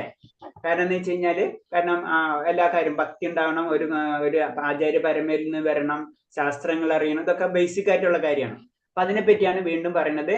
ധനസഞ്ചയനം കൊണ്ടോ അനുയായികളുടെ ആധിക്യത്തിൽ ആത്മീയാചാര്യൻ ഒരിക്കലും അഹങ്കരിക്കരുത്. കാരണം ഒരു ആത്മീയ അവസ്ഥയിലേക്ക് ഉയരുമ്പോൾ നമുക്ക് എന്താണ്, ധനം ചുറ്റുപാടും കൂടും, അനുയായികൾ വരും. ഇതിലൊരിക്കലും ഒരു ആത്മീയാചാര്യൻ അഹങ്കരിക്കരുത്. യഥാർത്ഥ ആചാര്യൻ ഒക്കെ അങ്ങനെ ചെയ്യില്ല. ഒരു ആചാര്യനാണെങ്കിൽ അങ്ങനെ ചെയ്യില്ല. എന്നാൽ ചിലപ്പോൾ ആരും അധികാരം പെടുത്താതെ സ്വന്തം ഉത്സാഹത്തിൽ ആചാര്യനായി തീരുന്നവൻ ശിഷ്യസംഖ്യയിലും ആധികത്തിലും അളവറ്റ ധനത്തിലും മതിമറന്നു പോയെന്ന് വരാം. ചിലപ്പോ ചില ആചാര്യന്മാർ അങ്ങനെ വീണു പോയെന്ന് വരാം. അങ്ങനെയുള്ളവർ ഒന്നാം കിട ആചാര്യനല്ല. അപ്പൊ ഇങ്ങനെയൊക്കെ വീണു പോകുന്ന വ്യക്തികൾ ആചാര്യനല്ല എന്നാ പറയുന്നത്. ഇത്തരം കാര്യങ്ങൾ മതി പറഞ്ഞു പോയാൽ അയാളുടെ ഭക്തി സേവനത്തിന് ഇളക്കം തട്ടും. അതിനാൽ ശിഷ്യ പരമ്പരയുടെ തത്വങ്ങൾ അടിയുറച്ചു നിൽക്കണം. അപ്പൊ ഒരു ശിഷ്യ പരമ്പര എന്ന് പറയുമ്പോൾ ഇങ്ങനത്തെ കുറെ നിയമങ്ങളുണ്ട്. ആ നിയമത്തിൽ കൂടെ തന്നെ പോവാൻ പറ്റുള്ളൂ. അല്ലെങ്കിൽ എന്താണ്, അയാളുടെ ഭക്തി സേവനത്തിന് ഇളക്കം തട്ടിയിരിക്കും എന്ന് പറഞ്ഞു. ആ വ്യക്തി എന്താണ് താഴ്ത്തിക്കാണ് പോകുന്നത്. നമുക്കറിയാം അല്ലെ, ആ മതയാനനെ പോലെയാണ് കാണിക്കുന്നത്. വൈഷ്ണവപരാധവും പിന്നെ കീർത്തനം ഇതല്ലേ, അത് ചെയ്തിട്ട് സങ്കീർത്തനം, അത് ശ്രവണം, കീർത്തനത്തിൽ കൂടി നമ്മൾ എന്താണ് ചെടീനെ വളർത്തണം എന്നല്ലേ പറയുന്നത്. അപ്പൊ അത് ചെയ്യാണ്ട് വരുമ്പോൾ എന്താണ് താഴ്ത്തിക്ക് തന്നെ പോയിക്കൊണ്ടിരിക്കും. അതിൽ നിന്ന് മാറിപ്പോണാണ് വ്യക്തി. കൃഷ്ണബോധമുള്ള വ്യക്തിക്ക് സംഭവിക്കുന്നത് എന്തേ? കൃഷ്ണബോധമുള്ളവയാകാൻ സ്വാഭാവികമായും പവിത്രീകരിക്കപ്പെട്ടിരിക്കുന്നതിനാൽ ചിന്തയിലോ പ്രവൃത്തിയിലോ മറ്റു തരത്തിലുള്ള പവിത്ര കർമ്മങ്ങളുടെ ആവശ്യമില്ല. അതാണ് കൃഷ്ണാവബോധവും മറ്റേ ശുദ്ധീകരണ പ്രക്രിയ തമ്മിലുള്ള വ്യത്യാസം. ശുദ്ധീകരണ പ്രക്രിയ പല രീതിയിലും നമുക്ക് ചെയ്യാം. കൃഷ്ണവാദം ഒരേ രീതിയിൽ ചെയ്യുമ്പോൾ അത് ഭക്തിയുത സേവനത്തിൽ കൂടെയാണ് ചെയ്യുന്നത്. അപ്പൊ ഭക്തിയുത സേവനത്തിൽ കൂടി ചെയ്യുമ്പോൾ അറിയാണ്ട് തന്നെ നമ്മൾ എന്താണ് പവിത്രീകരിക്കുന്ന പറയണം. അതെന്താണ്, ചിന്തയിലോ പ്രവൃത്തിയിലോ മറ്റു തരത്തിലുള്ള പവിത്രീകരണങ്ങൾ ആൾക്ക് ആവശ്യമില്ല. അത് സ്വയം പവിത്രീകരിക്കുന്നതാണ് കൃഷ്ണാവബോധം. അതാണ് അതിന്റെ പ്രത്യേകത. നമ്മൾ മിനിമം നാമജപം പറയുന്നത് എന്താണ്, അത് പവിത്രീകരണം. അതിൽ തന്നെ നമ്മുടെ അറ്റ്ലീസ്റ്റ് നമുക്ക് പുണ്യെങ്കിലും കിട്ടും. ഭഗവാന്റെ നാമല്ലേ ചൊല്ലുന്നത് അല്ലേ. നമ്മൾ മുന്നിലേക്ക് പോയില്ലെങ്കിൽ, നമ്മൾ ജനറൽ ആയിട്ട് പറയണം, നമ്മുടെ ഏറ്റവും ടോപ്പ് ഭഗവാന്റെ ദർശനം ആയ അവസ്ഥയില്ലെങ്കിൽ എന്താണ്, നമ്മളൊരു ഭഗവാന്റെ നാമം ചെയ്യുമ്പോൾ ജനറൽ ആയിട്ട് പറഞ്ഞൊരു പുണ്യെങ്കിലും നമുക്ക് കിട്ടും. എങ്ങനെയായാലും പ്ലസ് ആണ്. പവിത്രീകരണ കർമ്മങ്ങൾ അയാൾക്ക് ആവശ്യമില്ല. കൃഷ്ണബോധത്തിന് ഉയർത്തപ്പെട്ടിരിക്കുന്നതിന് അയാളുടെ എല്ലാ സദ്ഗുണങ്ങളും നേടിക്കഴിഞ്ഞിട്ടുണ്ട്. അപ്പൊ കൃഷ്ണബോധത്തിൽ എത്തുമ്പോ നമ്മൾ ആ സദ്ഗുണങ്ങൾ പറയുമല്ലോ അല്ലെ. നമുക്ക് നമ്മളൊരു ബ്രാഹ്മണന്റെ ഇത് പറയുമ്പോൾ സദ്ഗുണങ്ങളൊക്കെ പലതും പറയും അല്ലെ. ആ സദ്ഗുണ അവസ്ഥയിലേക്ക് നമ്മൾ എത്തും. നമുക്കറിയാം സംയമനം, അതുപോലെ ശാന്തത, ശൗച്യം, പിന്നെ ക്ഷമ, അതുപോലെ തന്നെ ജ്ഞാന വിജ്ഞാനം, ഇതൊക്കെ അതിൽ വരുന്നതാണ്. പിന്നെ ധർമ്മം, ഭക്തി, ഇതൊക്കെ ഇതിലേക്ക് തന്നെ താൻ ആ വ്യക്തി ഉയരം എന്ന് പറയുന്നത്. അതിൽ സദ്ഗുണങ്ങൾ നേടിക്കഴിഞ്ഞിട്ടുണ്ടോ? യോഗമുറയ്ക്ക് ആവശ്യമുള്ള എല്ലാ നിയമങ്ങളും ചട്ടങ്ങളും അയാൾ അനുസരിക്കുന്നുണ്ട്. അപ്പൊ ഒരു യോഗമുറയ്ക്ക് എന്തൊക്കെ വേണമെന്നുള്ളത് ആ വ്യക്തി അറിയാണ്ട് അത് ചെയ്തു പോകുന്നുണ്ട്. നമ്മ അറിയണില്ല എന്നുള്ളൂ. നമ്മ പല കാര്യങ്ങളും ഇങ്ങനെ ചെയ്യുമ്പോൾ നമ്മ അറിയാതെ തന്നെ പല കാര്യങ്ങളും നമ്മൾ ചെയ്തു പോകുന്നുണ്ട്. ഇത്തരം നിയമങ്ങളും മറ്റു ഭക്തന്മാർ സ്വയം ശീലിച്ചിട്ടുമുണ്ട്. അപ്പൊ ഭക്തന്മാരത് സ്വയം ശീലിക്കുകയാണ്. കാരണം ഇങ്ങനെ ആ ഒരു രീതിയിൽ നമ്മൾ പോകുമ്പോൾ നല്ലൊരു യോഗ്യനായി കണക്കാക്കുന്ന അഹിംസ എന്നൊരു ഗുണം ഒരു മൂർത്തിഭാവമായ ഉദാഹരണമാണ്. ഭക്തൻ സ്വഭാവ അഹിംസവാദിയാണ്. അതുകൊണ്ട് അഹിംസ വിശേഷ വിദ്യയെ പരിശീലിക്കേണ്ട ആവശ്യമില്ല. ഒരു ഭക്തനായി കഴിഞ്ഞാൽ അഹിംസവാദി ആയിരിക്കും. അതാണ് പറഞ്ഞത്. പിന്നെ അഹിംസയ്ക്ക് വേണ്ടി നമ്മളൊന്നും ചെയ്യേണ്ട ആവശ്യമില്ല. അതുകൊണ്ട് അഹിംസ വിശേഷ വിദ്യയെ പരിശീലിക്കേണ്ട ആവശ്യമില്ല. അതുകൊണ്ട് അതൊരു സ്പെഷ്യൽ ആയിട്ട് നമ്മൾ കൺസിഡർ ചെയ്യേണ്ട ആവശ്യമില്ല. ആദ്യം നമ്മൾ ഭക്തനാവാൻ ശ്രമിക്കുക. ഭക്തനാവുമ്പോൾ നമ്മുടെ ഉള്ളിലുള്ള കരുണ നമ്മൾ തന്നെത്താനെ വരും. നമ്മൾ അറിയാണ്ട് നമ്മൾ ആദ്യം എന്താ പറയാ, നമ്മൾ യമനിയമങ്ങളൊന്നും പറയില്ല അല്ലെ. ജനറൽ ആയിട്ട് നമ്മൾ പറയും നാമജപം. അതൊരു ഭക്തനിലേക്ക് ഉയരുമ്പോൾ അല്ലെ. നമുക്കറിയാം, നമ്മൾ ക്ഷേത്രത്തിൽ പോയി നമ്മൾ സിമ്പിൾ ആയിട്ട് നമ്മൾ ക്ഷേത്രത്തിൽ പോകുമ്പോൾ എന്താ, നമ്മൾ സാധാരണ ജനറൽ ആയിട്ട് മത്സ്യമാംസമാദികൾ ഉപയോഗിക്കില്ല. അപ്പൊ നമുക്കറിയാം നമ്മൾ ചെയ്യുന്നത് തെറ്റണം അല്ലെ. അപ്പൊ അതിന് പറഞ്ഞു, അപ്പൊ അത് ഉയർന്നു കഴിഞ്ഞാൽ ഇത് നമ്മൾ തന്നെത്താനെ പല കാര്യങ്ങളും സ്റ്റോപ്പ് ചെയ്യും. അതിന് പറഞ്ഞ അഹിംസ ജീവകാരുണ്യ പ്രവർത്തനങ്ങൾ, അതായത് ഭക്തന്മാർക്കാണ് ജീവകാരുണ്യ പ്രവർത്തനങ്ങൾ കൂടുതൽ ചെയ്യാൻ തോന്നുള്ളൂ, മറ്റുള്ളവർക്ക് ചെയ്യാൻ കുറവ് തോന്നുള്ളൂ. അതിന് പറഞ്ഞാൽ അത് സ്പെഷ്യൽ ക്വാളിഫിക്കേഷൻ അല്ല. ഒരു ഭക്തനായി കഴിഞ്ഞാൽ അഹിംസവാദി ആയിരിക്കും. അതുകൊണ്ട് അഹിംസ വിശേഷ വിധിയായി പരിശീലിക്കേണ്ട ആവശ്യമില്ല. ചിലർ സസ്യാഹാര പ്രസ്ഥാനത്തിനും മറ്റും ചേർന്ന് പവിത്രീകരണം തേടാറുണ്ട്. എന്നാൽ ഭക്തൻ പരപ്രേരണ കൂടാതെ തന്നെ സസ്യാഹാരിയാണ്. അതുകൊണ്ട് ഇത്തരം പവിത്രീകരണത്തിന്റെ ആവശ്യമില്ല. സസ്യാഹാരം, വെജിറ്റേറിയൻ അങ്ങനത്തെ ഗ്രൂപ്പ് അവിടെ കയറി വെജിറ്റേറിയൻ ആവാ, അത് നല്ലതാണ്, അത് നല്ല പവിത്രീകരണം ഉണ്ടാവും, അതൊന്നും ചെയ്യേണ്ട ആവശ്യമില്ല. ഭക്തിയിൽ വന്നു കഴിഞ്ഞാൽ ഇതൊക്കെ നമ്മൾ ചെയ്തിരിക്കും എന്നാ പറയുന്നത്. ഭക്തി കൃഷ്ണാവബോധത്തിൽ വിശേഷിച്ച് പരിശീലനം തേടേണ്ടത് എന്നതിന് ധാരാളം ഉദാഹരണങ്ങളുണ്ട്. ദേവന്മാരും എല്ലാ സദ്ഗുണങ്ങളും അവനിൽ തന്നെ താനെ വികസിച്ചു വന്നുകൊള്ളും. അപ്പൊ എന്താണ്, കൃഷ്ണാബോധത്തിലേക്ക് കടന്നു കഴിഞ്ഞാൽ നമ്മൾ ഇതിനു വേണ്ടി പരിശീലനത്തിന് പോകേണ്ട ആവശ്യമില്ല. വിരക്തി എന്നുള്ള പവറല്ല, ആസക്തിയാണ് ഭഗവാനിലേക്ക്. അതാണ് വേണ്ടത്. അങ്ങനെ വന്നു കഴിഞ്ഞാൽ ദേവന്മാർക്കുള്ള എല്ലാ സദ്ഗുണങ്ങളും അവനിൽ താനെ വികസിച്ചു കൊണ്ടിരിക്കും എന്ന് പറയുന്നത് നമുക്കറിയാം. കാരണം എന്താണ്, പരിശുദ്ധി കൂടിക്കൊണ്ടിരിക്കണം അല്ലെ. ആരാണ് ദേവന്മാർ? സാധാരണ ജീവാത്മാക്കൾ തന്നെയാണ്, നമ്മളെ പോലെ തന്നെ ജീവാത്മാക്കളാണ്. പക്ഷെ അവരുടെ പ്രത്യേകത എന്താണ്? നമ്മളേലും പരിശുദ്ധി കൂടിയിട്ടുണ്ടാണ്. അപ്പൊ നമ്മ പരിശുദ്ധി കൂടുമ്പോഴോ ദേവന്മാരുടെ അതേ ഗുണങ്ങൾ നമുക്ക് ലഭിക്കും. അതാണ് അത് പറയുന്നത്. ബോധപൂർവം സസ്യാഹാരം ശീലിക്കുന്നവനോ അഹിംസ പാലിക്കാൻ ശ്രമിക്കുന്നവനോ ഭൗതികമായി തോത് വെച്ച് നോക്കിയാൽ യോഗ്യത ഉണ്ടായിരിക്കാം. ഇപ്പൊ ജനറൽ ആയിട്ട് പറയുമ്പോ നമുക്ക് സസ്യാഹാരം നല്ലതെന്ന് അറിയാം, അഹിംസ അത് നല്ലതെന്നൊക്കെ. അപ്പൊ ഭൗതികമായിട്ട് നോക്കി നോക്കുമ്പോ അത് നല്ല യോഗ്യത തന്നെയാണ്, ഒരു സംശയമില്ല. എന്നാൽ ഒരു ഭക്തനായി തീരാൻ ഈ യോഗ്യതകൾ അപര്യാപ്തമാണ്. ഇത് മാത്രം ഇരുന്നിട്ട് ഒരു ഭക്തനായി തീരില്ല. ഞാൻ സസ്യാഹാരിയാണ്, ഞാൻ അഹിംസ മാത്രം ചെയ്യുള്ളൂ, അല്ലെങ്കിൽ ഹിംസിക്കൂല എന്നൊക്കെ പറഞ്ഞിരുന്നുകൊണ്ട് നമ്മൾ ഒരിക്കലും ഭക്തനായി തീരില്ല എന്നാ പറയുന്നത്. സസ്യാഹാരിയോ അഹിംസവാദിയോ ഭക്തനായിക്കൊള്ളണമെന്നില്ല. അതാണ്, സസ്യാഹാരികൾ പലതും കാണാം നമുക്ക്, അതേപോലെ തന്നെ അഹിംസവാദികളും കാണാം. പക്ഷെ അവര് ഭക്തനാക്കായിരുന്നില്ല. പക്ഷെ എന്താണ് അടുത്ത് പറയുന്നത്? അതേസമയം ഒരു ഭക്തൻ ഒരേ സമയം തന്നെ സ്വയം സസ്യാഹാരിയും അഹിംസവാദിയായിരിക്കും. പക്ഷെ ഒരു ഭക്തൻ തീർച്ചയായിട്ടും അഹിംസവാദി ആയിരിക്കും, സസ്യാഹാരി ആയിരിക്കും എന്നാണ് പറയുന്നത്. അതുകൊണ്ട് സസ്യാഹാരിത്വം അഹിംസോ ഭക്തിക്ക് നിദാനമല്ല എന്നാണ് നിഗമനം. അതുകൊണ്ട് അഹിംസ ഞാൻ ചെയ്യുന്നുണ്ട്, അത് കാരണം എനിക്ക് വേറെ ഒന്നും ആവശ്യമില്ല, അല്ലെങ്കിൽ സസ്യാഹാരിയാണ്, അതല്ല ഭക്തി. ഭക്തി വേറെ, അഹിംസ വേറെ, അതേപോലെ തന്നെ എന്താ പറയുക സസ്യാഹാരം വേറെ. ഇതൊക്കെ വെവ്വേറെ സബ്ജക്റ്റുകളാണ്. ഭക്തിയിലേക്ക് കടക്കുമ്പോൾ ഇതൊക്കെ കിട്ടും. അല്ലാണ്ട് സസ്യാഹാരം കഴിച്ചുകൊണ്ടിരുന്നു കഴിഞ്ഞാൽ നമുക്ക് ഭക്തി കിട്ടണമെന്നില്ല. അതാണ് അതിന് ചുരുക്കി പറഞ്ഞു കഴിഞ്ഞാൽ. നമ്മൾ ഭക്തിയിലേക്ക് കടന്നാൽ മാത്രമേ ഭക്തി നമുക്ക് ലഭിക്കുള്ളൂ. നാരദ മുനിയുടെ ഉപദേശം കേട്ട ഒരു നായാട്ടുകാരൻ ഉത്തമ ഭക്തനായി മാറിയ കഥ സ്കന്ദപുരാണത്തിലുണ്ട്. ഉത്തമ ഭക്തനായി തീർന്നുമ്പോൾ ഒരു ഉറുമ്പിനെ പോലും കൊല്ലാൻ അയാൾ തയ്യാറായില്ല. ഭക്തി സേവനം മൂലമുണ്ടായ ഈ മാറ്റം കണ്ട് നാരദ മുനിയുടെ സുഹൃത്തായ പർവ്വത മുനി ഇങ്ങനെ പറഞ്ഞു: പ്രിയപ്പെട്ട നായാട്ടുകാരൻ, നീ ഉറുമ്പിനെ പോലും കൊല്ലാൻ സമ്മതമില്ലാത്ത നിന്റെ ഭാവത്തെ അത്ഭുതപ്പെടേണ്ടതില്ല. ഭക്തിഭാവം വളർത്തിയെടുക്കുന്ന വ്യക്തികൾക്ക് സദാ സദ്ഗുണങ്ങളെല്ലാം തനിയെ രൂപം കൊള്ളും. ഭക്തൻ ഒരിക്കലും പരദുഃഖത്തിൽ ഇടം കൊടുക്കില്ല. അപ്പൊ അത് സ്കന്ദപുരാണത്തിന്റെ ഒരു കഥ പറയാണ്. ആ കഥയിൽ എന്താണ്, നാരദമുനി അല്ലെ, നാരദമുനി ഒരു നായാട്ടുകാരനെ ഭക്തനാക്കി മാറ്റാണ്. അങ്ങനെ ഭക്തനായപ്പോൾ എന്താണ്, നായാട്ടുകാരനാണ് ഭക്തനായി മാറുന്നത്. ആ വ്യക്തി എന്താണ് സംഭവിക്കുന്നത്? ഒരു ഉറുമ്പിനെ കൊല്ലാൻ തയ്യാറായില്ല. അപ്പൊ എന്താണ് ഭക്തൻ? അപ്പൊ അതിന് സ്കന്ദപുരാണത്തിന് ഉദാഹരണം പറയാണ്, ഒരു ഭക്തൻ ഏത് സമയത്തും ഹിംസാവാദിയായിരിക്കും, അഹിംസാവാദിയായിരിക്കും, അതേപോലെ തന്നെ എന്താണ് സസ്യാഹാരി ആയിരിക്കും. അപ്പൊ അഹിംസനെ പറ്റി പറയണം. അപ്പൊ അങ്ങനത്തെ ഒരു വ്യക്തി അത് ചെയ്യില്ല. അപ്പൊ ഭക്തനാണ് ഇമ്പോർട്ടൻസ്. അതാണ് ഇതിൽ കൂടെ ഒന്നും കൂടെ. അപ്പൊ കോട്ടിങ്സുകൾ എടുത്ത് പറയാണ്, ഭക്തൻ ആണെങ്കിൽ, തിരിച്ചു പറഞ്ഞു കഴിഞ്ഞാൽ ഭക്തനാണെങ്കിൽ അവൻ അഹിംസാവാദിയും സസ്യാഹാരിയുമായിരിക്കും. അല്ലെങ്കിൽ ഇതാവാത്ത വ്യക്തി പെട്ടെന്ന് ഭക്തനിലേക്ക് ആവില്ല. അപ്പൊ ഭക്തന് തിരിച്ചറിഞ്ഞാൽ ഇങ്ങനത്തെ പല കാര്യങ്ങളും നമുക്ക് തിരിച്ചറിയാൻ കഴിയും. അപ്പൊ ഭക്തനാവുമ്പോ ഈ ഗുണങ്ങളൊക്കെ തന്നെ താനെ വരും. ശാരീരികമായ ശുദ്ധീകരണ പ്രവർത്തനം, തപോനുഷ്ഠാനങ്ങൾ, മനസ്സമാധാനം, പ്രജ്ഞയുടെ പവിത്രീകരണം തുടങ്ങിയവയെല്ലാം ഭക്തി സേവനത്തിൽ ഏർപ്പെട്ടിരിക്കുന്നതിന് താനെ വെളിപ്പെടുമെന്ന് ശ്രീ രൂപ ഗോസ്വാമി ഉറപ്പിച്ചു പറയുന്നു. അപ്പൊ തപസ്സാനുഷ്ഠാനങ്ങൾ, മനസ്സമാധാനങ്ങൾ ഇതൊക്കെ നമ്മൾ പറഞ്ഞാണ് അല്ലെ, ഇതൊക്കെ തന്നെ താനെ വെളിപ്പെടും. 9 തരം ഭക്തി സേവനമുണ്ട് രൂപഗോസ്വാമി പറയുന്നു. ശ്രവണ, ജപ, സ്മരണ, സേവന, ആരാധന, പ്രാർത്ഥന, ആജ്ഞപാലനം, സുഹൃത്ത് എന്നിവയിലുള്ള കൃഷ്ണ സേവനം, അദ്ദേഹത്തിന് വേണ്ടിയുള്ള സർവത്യാഗം. ഇവയിൽ ഓരോന്നും ശക്തമാണ്. ഇവയിൽ ഏതെങ്കിലും ഒന്ന് ഒരിക്കലും ചെയ്യുന്ന ഒരു സമ്പൂർണ്ണ നേടാൻ ഒരു പ്രയാസമില്ല. നമുക്കറിയാം നവവിധ ഭക്തികൾ അല്ലെ, നവവിധ ഭക്തികൾ ഒന്നിച്ച് ചെയ്യാം, അല്ലെങ്കിൽ ഓരോന്ന് ചെയ്യാം. ഏത് ചെയ്താലും ഒരെണ്ണെങ്കിലും ചെയ്താൽ തന്നെ അവൻ സമ്പൂർണമായിട്ടുള്ള അവസ്ഥയിലേക്ക് എത്തും. നവവിധ ഭക്തിയിൽ ഏത് വേണമെങ്കിലും ചെയ്താൽ മതി.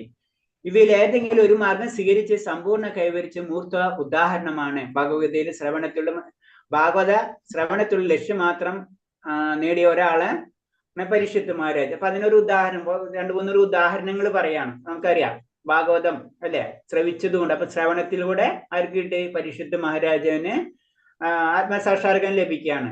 സുഖദേവ ഗോസ്വാമി പിന്നെ ആരാണത്?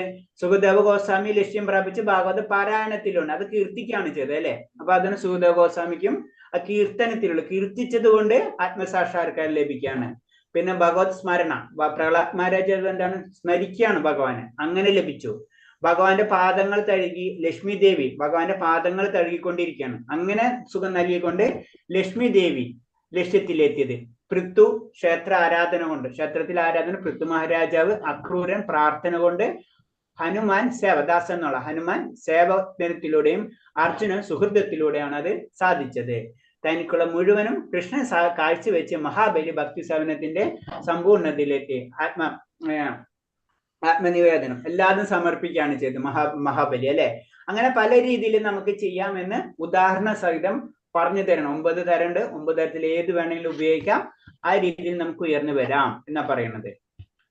ഇക്കഴിഞ്ഞ 9 ഒരുമിച്ച് പ്രാവർത്തികമാക്കിയതും ഉദാഹരണങ്ങളുണ്ട്. അംബരീഷിന്റെ കഥ തന്നെ ഏറ്റവും പ്രധാനം. സുഖദേവ ഗോസ്വാമി പറയുന്നു, അംബരീഷ മഹാരാജാവ് കൃഷ്ണന്റെ പാദകമലങ്ങളെ മനസ്സിലുറപ്പിച്ചുകൊണ്ട് ഭഗവാന്റെ ലീലാവിലാസങ്ങളെ പ്രകീർത്തിച്ചു.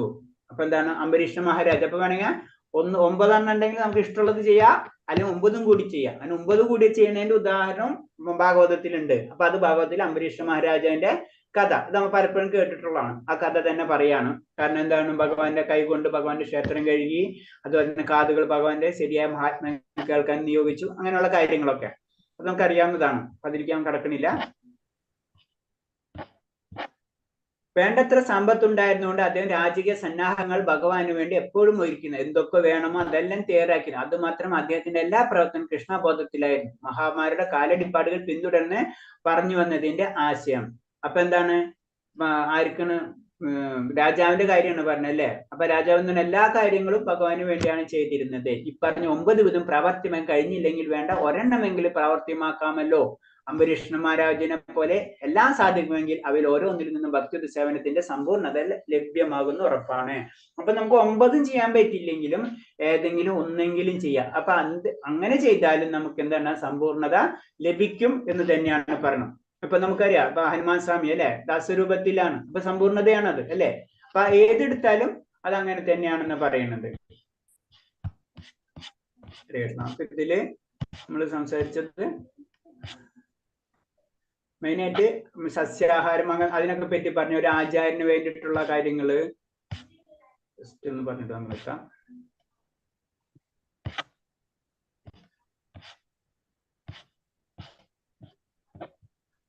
ഭക്തിപരമായ യോഗ്യത അതിൽ ജനറൽ ആയിട്ട് ഫസ്റ്റ് നമ്മളോട് പറഞ്ഞത് എന്താണ്, ഭക്തിയിലൂടെ മാത്രമേ ഭഗവാനെ അറിയാൻ കഴിയുള്ളൂ എന്ന് പറയുന്നത് അല്ലെ, ഒന്നാമത്തെ കാര്യം. പിന്നെന്താണ്, പിന്നെ ഈ തപാനുഷ്ഠാനങ്ങൾ, ദാർശനികങ്ങൾ ഇതൊക്കെ തന്നെ വന്നു ചേരും. ഭക്തി ഉണ്ടെങ്കിൽ ഇതൊക്കെ തന്നെ. അപ്പൊ അതിനു വേണ്ടി നമ്മൾ പ്രത്യേകിച്ച് കാര്യങ്ങളൊന്നും ചെയ്യേണ്ട ആവശ്യമില്ല. നമ്മൾ ഭക്തി വരുമ്പോൾ ഇതൊക്കെ നമുക്ക് തന്നെ കിട്ടും. പിന്നെ ഒരു ഭക്തന് ചിലപ്പോൾ വേണമെങ്കിൽ എന്താണ് ഉപരോഗത്തിലേക്ക് ഉയരാം. അതിനുള്ള ചോയ്സ് ഭഗവാൻ കൊടുക്കുന്നുണ്ട്.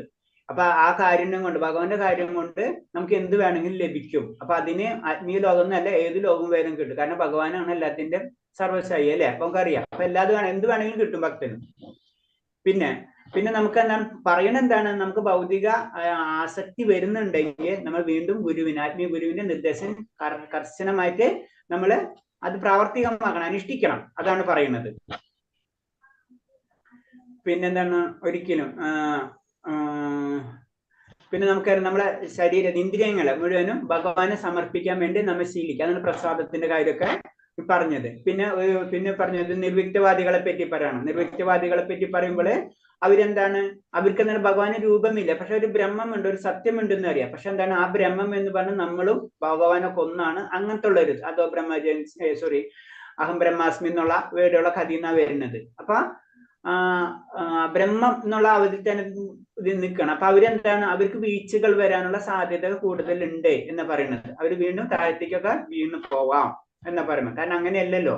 കാരണം രണ്ടും രണ്ടാണ്. ഭഗവാനും ഭഗവാന്റെ ശക്തികളും എന്നാ പറയുന്നത്. അപ്പൊ രണ്ടും രണ്ടാണ് എന്നാ പറയുന്നത്. അപ്പൊ അങ്ങനെ വരുന്ന വ്യക്തികൾ വീണ്ടും രാഷ്ട്രീയത്തിലേക്കും അതല്ലെങ്കിൽ ഭൗതിക കാര്യങ്ങളിലേക്കും ഒക്കെ മടങ്ങി വരാനുള്ള സാധ്യത ഉണ്ട് എന്ന് പറയുന്നത്. പിന്നെ പിന്നെന്താണ് ആത്മീയ ആചാര്യനെ പറ്റി ഒന്ന് പറയാണ്. ആത്മീയ ആചാര്യൻ എന്താ പറയുന്നത്, ഒരിക്കലും ധനസഞ്ചയം കൊണ്ടോ അനുയായികളെ കൊണ്ടോ കൂടുതലൊക്കെ വിചാരിച്ചിട്ട് അങ്ങനെ അഹങ്കരിക്കാൻ പാടില്ല എന്ന് പറഞ്ഞു. അങ്ങനെയുള്ള വ്യക്തി തീർച്ചയായിട്ടും എന്താണ്, ആ വ്യക്തി താഴ്ന്നു പോയിരിക്കും എന്ന് പറയുന്നത്. പിന്നെ കൃഷ്ണബോധം ഉള്ള വ്യക്തിക്ക് സംഭവിക്കേണ്ട കാര്യങ്ങളാണ് പറഞ്ഞത്. കാരണം എന്താ വെച്ചാൽ കൃഷ്ണബോധം ഉള്ള വ്യക്തിക്ക് സ്പെഷ്യൽ എന്താ പറയുന്നത്, പവിത്രീകരണത്തിന്റെ ആവശ്യമില്ല. പവിത്രീകരണമാണ് ശരിക്കും എന്താണ് നമ്മളെ 4 ചതുരവർണ്ണങ്ങളും ചതുരാശ്രമങ്ങൾക്കും അതിലാണ് പറഞ്ഞിട്ടുള്ളത്. പക്ഷെ ശരിക്കും ഒരു ഭക്തിയിലേക്കാണ്. അതിനൊരു ഭക്തനെ അതിനൊരു കുലോ അല്ലെങ്കിൽ വർണ്ണോ ഇതൊന്നും ബന്ധമില്ല എന്ന് പറഞ്ഞത്. ഇത് രണ്ട് ട്രാക്കാ. ഈ ഭക്തിയിലേക്ക് പോയി കഴിഞ്ഞാൽ ഇതൊക്കെ ഓട്ടോമാറ്റിക് ആയിട്ട് നമുക്ക് കിട്ടിക്കൊള്ളും എന്ന് പറയുന്നത്. പിന്നെ അതിലെന്താണ് ഹിംസ അതുപോലെ തന്നെ സസ്യാഹാരം അതിനൊക്കെ പറയുന്നുണ്ട്. അപ്പൊ സസ്യാഹാരം എന്ന് പറയുന്നത് ജനറൽ ആയിട്ട് പറയുമ്പോൾ എന്താണ്, സസ്യാഹാരമുള്ളവര് സാത്വികമായിട്ടുള്ളതൊക്കെ ശരിയാണ്. പക്ഷെ എന്നാൽ അത് ഭക്തി കിട്ടണമെന്നില്ല. ഭക്തിക്ക് വേണ്ടി ഭക്തി തന്നെ ചെയ്യണം. ഭക്തിയുള്ള വ്യക്തിക്ക് അല്ലെങ്കിൽ ഭക്തിയുടെ സേവനം അങ്ങനത്തെ ഉള്ള വ്യക്തിക്ക് തീർച്ചയായിട്ടും അഹിംസാവാദിയായിരിക്കും. അതേപോലെ തന്നെ എന്താണ്, സസ്യാഹാരി ആയിരിക്കും. അത് ആ വ്യക്തിയിലുള്ള ഗുണമാണ്. ഒരു ഭക്തൻ എന്തായിരിക്കും ഇത് ഉണ്ടായിരിക്കും. അപ്പൊ ഇതിനു വേണ്ടി നമ്മൾ അതിലേക്ക് നടക്കണ്ട. ഒരു ഭക്തനായി കഴിഞ്ഞാൽ അത് ഉണ്ടാവും. അല്ലെങ്കിൽ ഭക്തൻ അല്ലെങ്കിൽ ഈ വ്യക്തി സസ്യാഹാരി ഭക്തൻ സസ്യാഹാരി ആയിരിക്കും, അതിന് സംശയമില്ല. അപ്പൊ സസ്യാഹാരി ആയതുകൊണ്ട് ഭക്തനാവണമെന്നില്ല. അതായത് പറയണത്. പിന്നെ അതിനൊരു ഉദാഹരണം തന്നെ പറഞ്ഞാണ്. കാരണം ഒരു ഭക്തൻ എന്താണെന്ന് അതിനൊരു കഥ, സ്കന്ദപുരാണത്തിലെ കഥ. അപ്പൊ തന്നെ നാരദമുനി ഒരു നായാട്ടുകാരനോട് ഉപദേശിച്ചു കൊടുത്തു, അല്ലെങ്കിൽ ഭഗവാന്റെ സേവനങ്ങൾ ചെയ്യായിരുന്നു. അങ്ങനെ സേവനം ചെയ്തു വരുമ്പോൾ എന്താണ്, ഭക്തനായി മാറുമ്പോൾ എന്താണ്, ആ നായാട്ടുകാരൻ തന്നെ ഒരു ഉറുമ്പിനെ കൊല്ലാത്ത അവസ്ഥ വരെ എത്തി. അതാണ് പ്രത്യേകത. അപ്പൊ ഭക്തി വന്നു കഴിഞ്ഞാൽ ഇതൊക്കെ തന്നെത്താനെ നടന്നുകൊള്ളുന്ന സ്കന്ദപുരാണത്തിൽ പറഞ്ഞു തരാണ് നമുക്ക്. പിന്നെ നമുക്ക് പറയുന്നതിൽ പിന്നെ 9 തരം നമുക്ക് സേവനങ്ങൾ ചെയ്യാം അല്ലെ. ഭക്തിയുദ്ധ സേവനം 9 തരം ചെയ്യാം. അതിന്റെ ഉദാഹരണങ്ങളാണ് പല പലവരെ ഉദാഹരണങ്ങൾ നമ്മൾ ഇതിൽ പൃഥ്വി മഹാരാജാവായാലും പ്രഹ്ലാദ് മഹാരാജാവാണെങ്കിൽ ഇവൻ ലക്ഷ്മി ദേവി, ഇതൊക്കെ അതിൽ പറഞ്ഞു പല രീതിയിലും. അപ്പൊ ഇത് ഒന്നിച്ച് ചെയ്യാം, അല്ലെങ്കിൽ ഇതിലും ഓരോന്നായിട്ട് ചെയ്യാം. ഒന്നിച്ച് ചെയ്ത വ്യക്തിയാണ് അംബരീഷ മഹാരാജന്റെ കഥയാണ്. അപ്പൊ അംബരീഷ മഹാരാജ് അതൊരു രാജാവാണ് അല്ലെ. അപ്പൊ ആ വ്യക്തിക്ക് എന്ത് വേണമെങ്കിലും ചെയ്യാം. എന്നിട്ടടക്കം അത് മുഴുവൻ എന്താണ് ഭഗവാന് വേണ്ടി ഉപയോഗിച്ചെന്നാ പറയണത്. അങ്ങനെ നമുക്ക് ചെയ്യാം. നമ്മളോട് പറഞ്ഞ ഏതെങ്കിലും ഒരു രീതിയിലെങ്കിലും ചെയ്യാം, അല്ലെ നമുക്ക് 9 രീതിയിൽ വേണമെങ്കിലും ചെയ്യാം. രേഷ്ണ ഉത്തരം പറഞ്ഞതിൽ എന്തെങ്കിലും സംശയം ഉണ്ടോ? രേഷ്ണ ഷെയർ ചെയ്തിട്ടുണ്ടോ ഗുരുജി? എന്താ ലൈവ് ഷെയർ ആയിട്ടുണ്ടോ? ലൈവ് ഇട്ടല്ലേ വന്നില്ലേ? ചെയ്തിട്ടുണ്ട് മാതാജി. ഹരേ കൃഷ്ണ. രേഷ്ണ മനസ്സിലായി? വേറെ എന്തെങ്കിലും സംശയം ഉണ്ട് ഇതില്?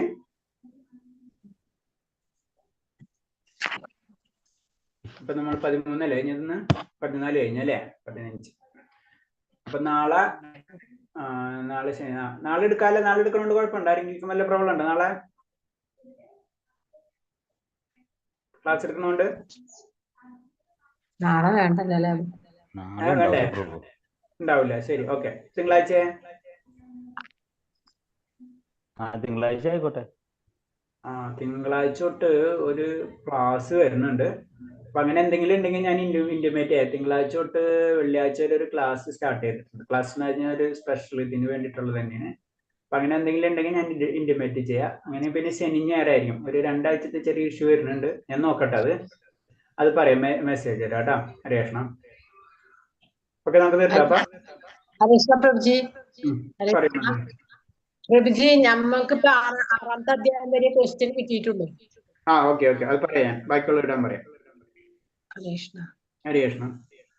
ശരി, വേറെ ഒന്നും സംശയം? വേറെ എന്തെങ്കിലും ഉണ്ടോ പറയാൻ? ഓക്കെ, നമുക്ക് നിർത്താം. വാഞ്ചകൽപരൂപച്ച കൃപാസിന്ദേവച്ച പതിനാം ഭാവനേപി വൈഷ്ണവേപി നമാനന്ദകോടി വൈഷ്ണവ ഭക്തി ഹരേ കൃഷ്ണ. പ്രണാമം. ശരി മാതാജി. ഹരേ കൃഷ്ണ പ്രഭു. ഹരേ കൃഷ്ണ. ഞാനിപ്പോ ഇതിൽ തന്നെ വേറെ ഒരു ക്ലാസ് ഉണ്ട്. അപ്പൊ നിങ്ങൾ ലീവ് ചെയ്തോളൂ, അവര് പിന്നെ കയറിക്കോളൂ. 3-4 കുറച്ച് പേരുണ്ട് അതിൽ. ഓക്കെ, ഹരേ കൃഷ്ണ. ഞാൻ ലീവ് ചെയ്യാൻ പറ്റില്ല, എനിക്ക് അതാരണല്ല.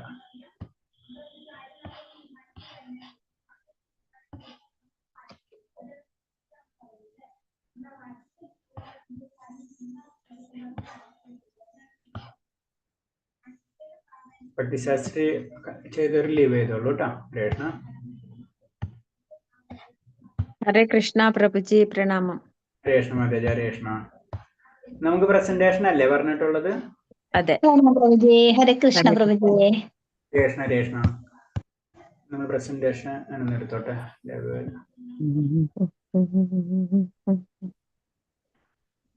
അപർണ മാതാജി ഇന്ന് ചെയ്യാൻ പറഞ്ഞിട്ടുണ്ട്.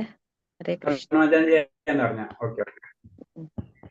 മാതാജിയുടെ അന്ന് മാതാജിക്ക് എന്തോ സുഖം ഉണ്ടായിരുന്നില്ല അത്ര. സുഖമില്ല എന്ന് പറഞ്ഞിട്ടുണ്ടായിരുന്നു, ഹെൽത്ത്. ഹരേ കൃഷ്ണ. പിന്നെ 2 പേരും കൂടി ഇട്ടിട്ടുണ്ടായിരുന്നുണ്ട്. 2 പേര്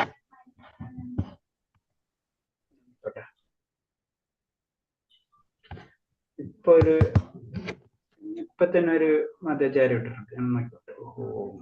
മൊബൈൽ ഓഫ് ആയിട്ട്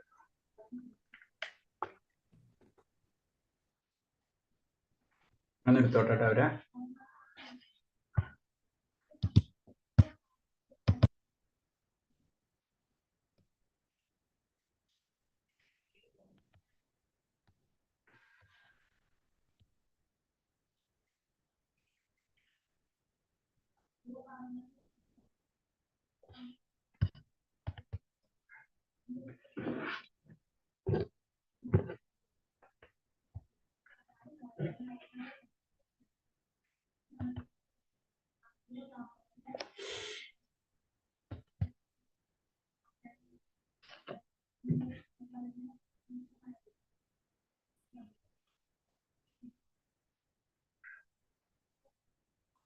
നാമജപം സ്റ്റാർട്ട് ചെയ്തു ഒരാരെയും. ഞാനൊരു 2-3 മിനിറ്റ് പിടിക്കും ഇതൊന്ന് സെറ്റ് ചെയ്തെടുക്കാൻ വേണ്ടി ഒന്ന്. ഓക്കെ. ഹരേ കൃഷ്ണ കൃഷ്ണ കൃഷ്ണ ഹരേ ഹരേ, ഹരേ രാമ രാമ രാമ ഹരേ ഹരേ, ഹരേ കൃഷ്ണ കൃഷ്ണ കൃഷ്ണ ഹരേ ഹരേ, ഹരേ രാമ രാമ രാമ ഹരേ ഹരേ, ഹരേ കൃഷ്ണ കൃഷ്ണ കൃഷ്ണ ഹരേ ഹരേ, ഹരേ രാമ രാമ രാമ ഹരേ ഹരേ, ഹരേ കൃഷ്ണ കൃഷ്ണ കൃഷ്ണ ഹരേ ഹരേ, ഹരേ രാമ രാമ രാമ ഹരേ ഹരേ, ഹരേ കൃഷ്ണ കൃഷ്ണ കൃഷ്ണ ഹരേ ഹരേ, ഹരേ രാമ രാമ രാമ ഹരേ ഹരേ, ഹരേ കൃഷ്ണ കൃഷ്ണ കൃഷ്ണ ഹരേ ഹരേ, ഹരേ രാമ രാമ രാമ ഹരേ ഹരേ, ഹരേ കൃഷ്ണ കൃഷ്ണ കൃഷ്ണ ഹരേ ഹരേ, ഹരേ രാമ രാമ രാമ ഹരേ ഹരേ, ഹരേ കൃഷ്ണ കൃഷ്ണ കൃഷ്ണ ഹരേ ഹരേ, ഹരേ രാമ രാമ രാമ ഹരേ ഹരേ, ഹരേ കൃഷ്ണ കൃഷ്ണ കൃഷ്ണ ഹരേ ഹരേ, ഹരേ രാമ രാമ രാമ ഹരേ ഹരേ, ഹരേ കൃഷ്ണ കൃഷ്ണ കൃഷ്ണ ഹരേ ഹരേ, ഹരേ രാമ രാമ രാമ ഹരേ ഹരേ, ഹരേ കൃഷ്ണ കൃഷ്ണ കൃഷ്ണ ഹരേ ഹരേ, ഹരേ രാമ രാമ രാമ ഹരേ ഹരേ, ഹരേ കൃഷ്ണ കൃഷ്ണ കൃഷ്ണ ഹരേ ഹരേ, ഹരേ രാമ രാമ രാമ ഹരേ ഹരേ, ഹരേ കൃഷ്ണ കൃഷ്ണ കൃഷ്ണ ഹരേ ഹരേ, ഹരേ രാമ രാമ രാമ ഹരേ ഹരേ, ഹരേ കൃഷ്ണ കൃഷ്ണ കൃഷ്ണ ഹരേ ഹരേ, ഹരേ രാമ രാമ രാമ ഹരേ ഹരേ, ഹരേ കൃഷ്ണ കൃഷ്ണ കൃഷ്ണ ഹരേ ഹരേ, ഹരേ രാമ രാമ രാമ ഹരേ ഹരേ, ഹരേ കൃഷ്ണ കൃഷ്ണ കൃഷ്ണ ഹരേ ഹരേ, ഹരേ രാമ രാമ രാമ ഹരേ ഹരേ, ഹരേ കൃഷ്ണ കൃഷ്ണ കൃഷ്ണ ഹരേ ഹരേ, ഹരേ രാമ രാമ രാമ ഹരേ ഹരേ, ഹരേ കൃഷ്ണ കൃഷ്ണ കൃഷ്ണ ഹരേ ഹരേ, ഹരേ രാമ രാമ രാമ ഹരേ ഹരേ, ഹരേ കൃഷ്ണ കൃഷ്ണ കൃഷ്ണ ഹരേ ഹരേ, ഹരേ രാമ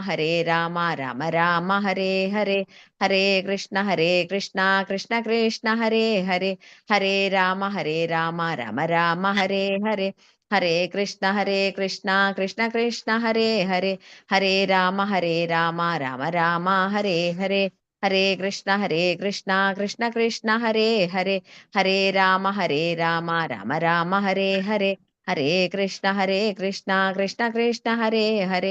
ഹരേ രാമ രാമ രാമ ഹരേ ഹരേ, ഹരേ കൃഷ്ണ കൃഷ്ണ കൃഷ്ണ ഹരേ ഹരേ, ഹരേ രാമ രാമ രാമ ഹരേ ഹരേ, ഹരേ കൃഷ്ണ കൃഷ്ണ കൃഷ്ണ ഹരേ ഹരേ, ഹരേ രാമ രാമ രാമ ഹരേ ഹരേ, ഹരേ കൃഷ്ണ കൃഷ്ണ കൃഷ്ണ ഹരേ ഹരേ, ഹരേ രാമ രാമ രാമ ഹരേ ഹരേ, ഹരേ കൃഷ്ണ കൃഷ്ണ കൃഷ്ണ ഹരേ ഹരേ, ഹരേ രാമ രാമ രാമ ഹരേ ഹരേ, ഹരേ കൃഷ്ണ കൃഷ്ണ കൃഷ്ണ ഹരേ ഹരേ, ഹരേ രാമ രാമ രാമ ഹരേ ഹരേ, ഹരേ കൃഷ്ണ കൃഷ്ണ കൃഷ്ണ ഹരേ ഹരേ, ഹരേ രാമ രാമ രാമ ഹരേ ഹരേ, ഹരേ കൃഷ്ണ കൃഷ്ണ മാതാജി, ഹരേ കൃഷ്ണ, ഹരേ ഹരേ കൃഷ്ണ, കൃഷ്ണ ഹരേ ഹരേ ഹരേ കൃഷ്ണ മാതാജി, ഹരേ ഹരേ കൃഷ്ണ.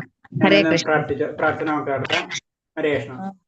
പ്രാർത്ഥനയിലേക്ക് അടക്കാം. അത് കഴിഞ്ഞിട്ട് നമുക്ക് ക്ലാസ്സിലേക്ക് അടക്കാം. ഓം നമോ ഭഗവതേ വാസുദേവായ, ഓം നമോ ഭഗവതേ വാസുദേവായ, ഓം നമോ ഭഗവതേ വാസുദേവായ. നാരായണം നമസ്കൃത്യം നരം ചൈവ നരോത്തമം ദേവീം സരസ്വതീം വ്യാസം തതോ ജയമുദിരേത്. നഷ്ടപ്രായേഷു ഭദ്രേഷു നിത്യം ഭാഗവത സേവയാ ഭാഗവതേ ഉത്തമ ശ്ലോകേ ഭക്തിർഭവതി നഷ്ടകി മൂകം കരോതി വാചാലം പങ്കും ലംഘയതേ ഗിരി യത്കൃപതമഹം വന്ദേ പരമാനന്ദമാധവം ശ്രീഗുരുദീനദാരിണം ശ്രീചൈതന്യമീശ്വരം വജ്ഞാനതിമിരാന്തസ്യ ജ്ഞാനാഞ്ജലശലാകയാ ചക്ഷുർമിലിതം യേന തസ്മൈ ശ്രീഗുരുവേ നമഃ ശ്രീചൈതന്യം മനോഭീഷ്ടം സ്ഥാപിതം യേന ഭൂതലേ സ്വയം രൂപകഥാ മഹ്യം ദദാതി സഭാന്തികം വന്ദേഹം ശ്രീഗുരു ശ്രീയുതപദകമലം ശ്രീഗുരും വൈഷ്ണവാംശ ശ്രീരൂപം സാഗരജാതം സഗണ രഘുനാഥാനിധം തം സജീവം സാദേവം സാവധൂതം പരിജനസഹിതം കൃഷ്ണചൈതന്യദേവം ശ്രീരാധാകൃഷ്ണപാദാൻ സഗണ ലളിത ശ്രീവിശാഖാനിം താംസ ഹേ കൃഷ്ണ കരുണ സിന്ധോ ദീനബന്ധോ ജഗത്പദേ ഗോപേശ ഗോപികാകാന്ത രാധാകാന്ത നമസ്തുതേ തപ്തകാഞ്ചന ഗൗരാംഗീ രാധേ വൃന്ദാവനേശ്വരി വൃഷഭാനുസുതേ ദേവി പ്രണമാമി ഹരിപ്രിയേ വാഞ്ചാകൽപതരൂപേച്ഛ കൃപാസിന്ധിഭ്യേവ ച പതിനാം പാവനേഭ്യോ വൈഷ്ണവേഭ്യോ നമോ നമഃ നമോ വിഷ്ണുപാദായ കൃഷ്ണപ്രേഷ്ഠായ ഭൂതലേ ശ്രീമദേ ഭക്തിവേദാന്ത സ്വാമിന്നിധി നാമിനേ നമസ്തേ സാരസ്വദേവേ ഗൗരവാണി പ്രചാരിണേ നിർവിശേഷ ശൂന്യവാദി പാശ്ചാത്യദേശധാരിണേ ജയ ശ്രീകൃഷ്ണ ചൈതന്യ പ്രഭു നിത്യാനന്ദ ശ്രീ അദ്വൈത ഗദാധര ശ്രീവാസാദി ഗൗരഭക്തവൃന്ദ ഹരേ കൃഷ്ണ കൃഷ്ണ കൃഷ്ണ കൃഷ്ണ ഹരേ ഹരേ ഹരേ രാമ രാമ രാമ ഹരേ ഹരേ ഹരേ കൃഷ്ണ കൃഷ്ണ കൃഷ്ണ ഹരേ ഹരേ ഹരേ രാമ രാമ രാമ ഹരേ ഹരേ ഹരേ കൃഷ്ണ കൃഷ്ണ കൃഷ്ണ ഹരേ ഹരേ ഹരേ രാമ രാമ രാമ ഹരേ ഹരേ ഹരേ കൃഷ്ണ പ്രഭാത് ജഗുദേവ് കി ജനതകോടി വൈഷ്ണവ ഭക്തർക്ക് ജയ് ഹരേ കൃഷ്ണ നമുക്കപ്പ ഹരേ കൃഷ്ണ ഹരേ കൃഷ്ണ പ്രണാമം ഇന്ന് എത്ര പേര് ഓക്കെ എന്നെ എടുത്തോട്ടെ അപർണമാത ചിര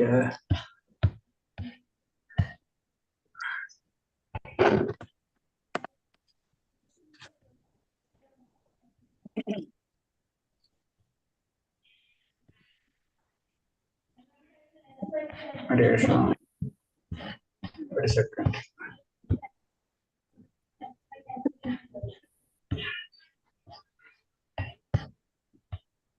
ചെറിയ ഒരു പ്രോബ്ലം വരുന്നുണ്ട്.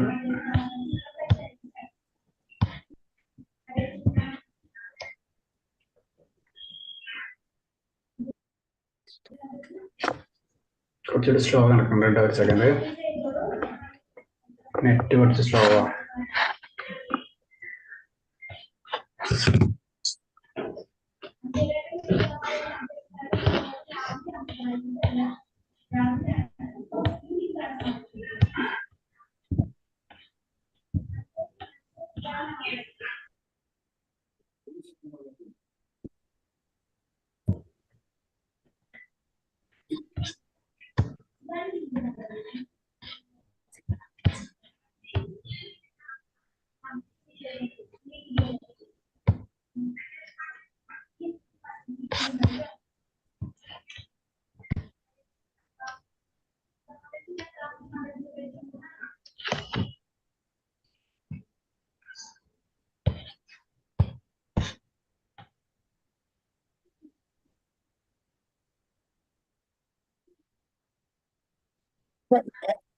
കൃഷ്ണ കാണുന്നില്ല മാതാജി? അപർണ മാതാജി ഓ കണ്ട് കാണുന്നില്ലേ?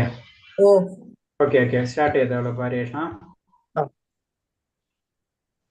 ഹരേ കൃഷ്ണ.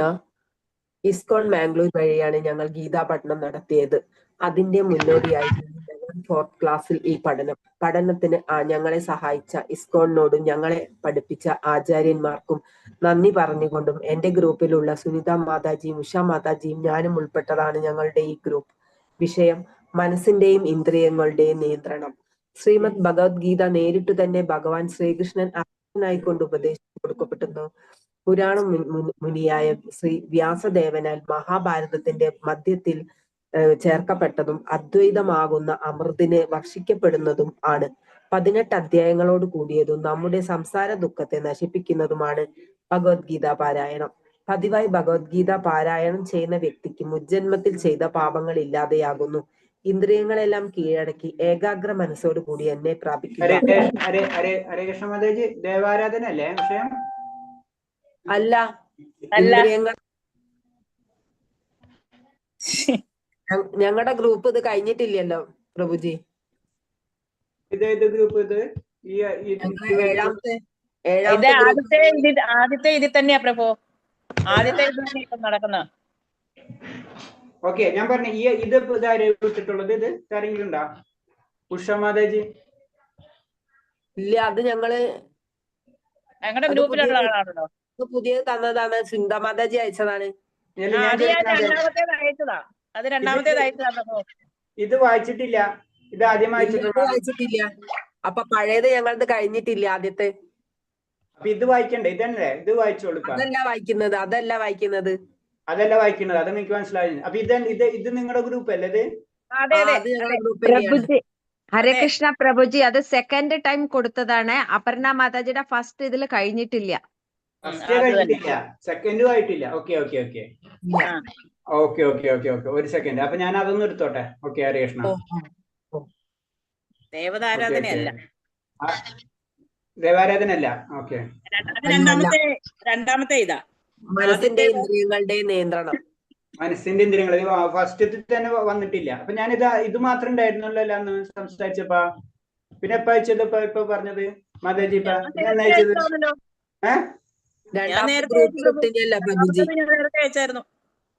രണ്ടാമത്തെ പ്രഭുജി ഗ്രൂപ്പിൽ ഇട്ടുന്നെ. അപ്പൊ ഞങ്ങൾ എഴുതി അയച്ചതാണ്. പ്രഭുജി, ഹരേ കൃഷ്ണ, അത് എല്ലാവർക്കും കൺഫ്യൂഷൻ ആയിരിക്കുന്നു. ഇപ്പൊ ഫസ്റ്റ് ടൈമില് ഇന്ദ്രിയങ്ങളുടെ ഇതും ആത്മാവും ശരീരവും അങ്ങനെ കൊടുത്തല്ലേ, അതിൽ ഒന്ന് മാത്രമേ എഴുതണ്ടു ഒരാള്. പിന്നെ സെക്കൻഡ് ടൈം സെക്കൻഡ് ഗ്രൂപ്പിലത്തെയാണ് എഴുതേണ്ടത്. തേർഡ് ടൈം തേർഡ് ഗ്രൂപ്പിലാണ്. അത് എല്ലാവർക്കും കൺഫ്യൂഷൻ ആയി പോയിണ്ട്. ഓക്കെ, എന്തായാലും ആരെങ്കിലും ഒരാളൊരു വ്യക്തി എഴുതുന്നുണ്ടല്ലോ, അത് മതി ഇപ്പൊ തൽക്കാലത്തേക്ക്. അപ്പൊ ഞാനൊരു കാര്യം ചെയ്യാം. മാതാജി അത് അയച്ചിട്ടുള്ളതെന്ന് എനിക്കൊന്ന് ഒരു ഹരേ കൃഷ്ണ വിട്ടൊന്ന് ഞാനത് നോക്കട്ടെ. അത് മാതാജി ആരാ അയച്ചത്? ഇത് ഒന്ന് മാതാജി ഒന്ന് ഹരേ കൃഷ്ണ വിട്ടെ നോക്കട്ടെ. അപ്പൊ ഇത് അത് കഴിഞ്ഞിട്ട് വരണ്ടാണ് അല്ലേ? ഓക്കെ. ഇതിപ്പോ ആരെങ്കിലും വായിക്കുന്നുണ്ടോ? ഇല്ല.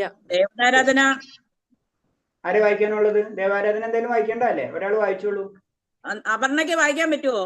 ഇല്ല, എനിക്ക് കിട്ടിയിട്ടില്ലല്ലോ അത്. ആരൊക്കെയാണ്? ഒരു വട്ടം ഒരാൾക്കല്ല കിട്ടത്തുള്ളൂ.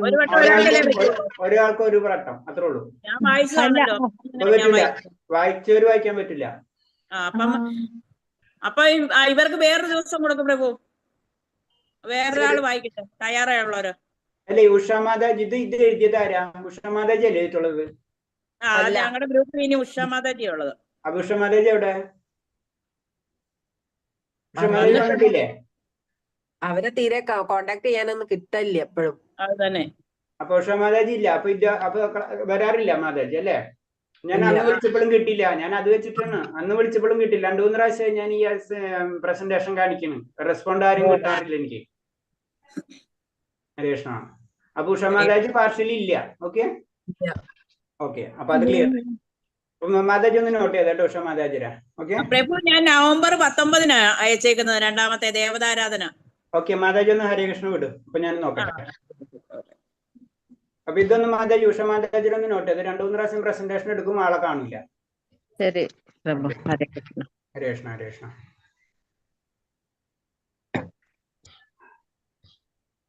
ഞാൻ പഴയത് വെച്ചിട്ട് എടുത്താണ്. ഏറ്റവും പഴയത് ആല ചെയ്തെന്നുള്ള രീതിയിൽ ഞാൻ എടുത്താണ് പ്രസന്റേഷൻ.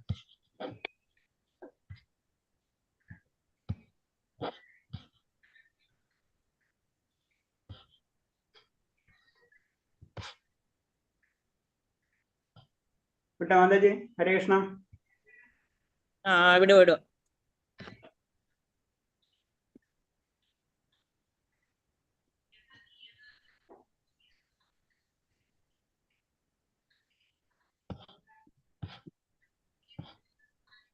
അതെന്നാ വിട്ടത് മാതാജി? അത് നവംബർ 19. ഓക്കെ. അപർണ ഉഷ മാതാജി തന്നെ എഴുതിയിട്ടുള്ളത്. മറ്റന്നല്ലേ ഇപ്പൊ എടുക്കുന്നത്? ദേവതാരാധന അത് ഞാനാണ് അയച്ചേക്കുന്നത്. അല്ല ഇതൊന്ന് വിട്ടേ, ഹരേ കൃഷ്ണ വിട്ടതില് പറ്റില്ല. ഞാന് പ്രഭുവിന്റെ വാട്സപ്പ് നമ്പറിലാണോ ഇടേണ്ടത് അതോ? എന്റെ വാട്സപ്പ് നമ്പർ ഹരേ കൃഷ്ണ വിടും മാതാജി വിട്ടത്. അപ്പൊ എനിക്കറിയാലേ ഏതാ വിട്ടത്. ഓക്കെ നവംബർ 19 എഴുതി ഞാൻ വിട്ടിട്ടുണ്ട് ഹരേ കൃഷ്ണ. ഓക്കെ അന്നാണ് അയച്ചേക്കുന്ന ഞാന്. ഹരേ കൃഷ്ണ. ഇതിൽ 19-ാം തീയതി എന്ന് ഒരു മാറ്റർ ഞാൻ എടുത്തോട്ടെ. ഇതില് ലാസ്റ്റ് വിട്ടിട്ടുള്ളത് ഈ മാറ്റർ തന്നെയല്ലേ PDF? ഇത് അതന്നെ 4/20 നവംബർ 19 4/20 അയച്ചേക്കുന്നത്.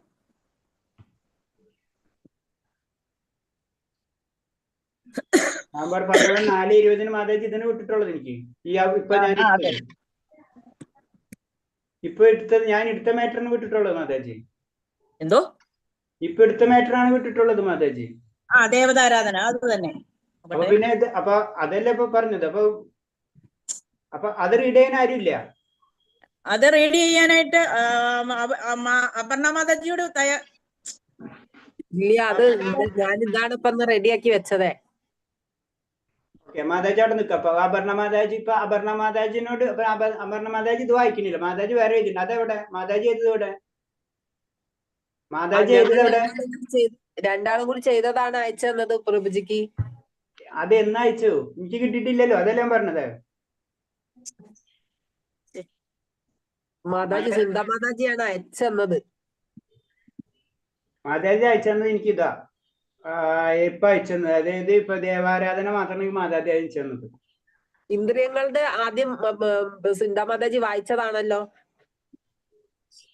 സുനിത മാതാജി ഒരു സെക്കൻഡ് മാതാജി ഒരു കാര്യം ചെയ്യും. നമുക്ക് പിന്നീട് ഡിസ്കസ് ചെയ്യാം. അതിൽ വേറെ ടൈം പോകും. നമുക്ക് മാതാജി അടുത്ത ആഴ്ച അല്ലെങ്കിൽ മറ്റന്നാൾ എടുക്കാം. 2 ദിവസം കഴിഞ്ഞിട്ട് എടുക്കാം കേട്ടോ. ഓക്കെ? അല്ലെങ്കിൽ നമുക്ക് വെറുതെ ടൈം പോകും. അങ്ങോട്ടും ഇങ്ങോട്ട് ഡിസ്കസ് ചെയ്യാം. പിന്നീട് സംസാരിക്കാം. ഹരേ കൃഷ്ണ. അത് ചെയ്യാം. അല്ലെങ്കിൽ നമ്മൾ ഇങ്ങനെ നമുക്ക് കൺഫ്യൂസ് ആയിക്കൊണ്ടിരിക്കുള്ളൂ. ഓക്കെ?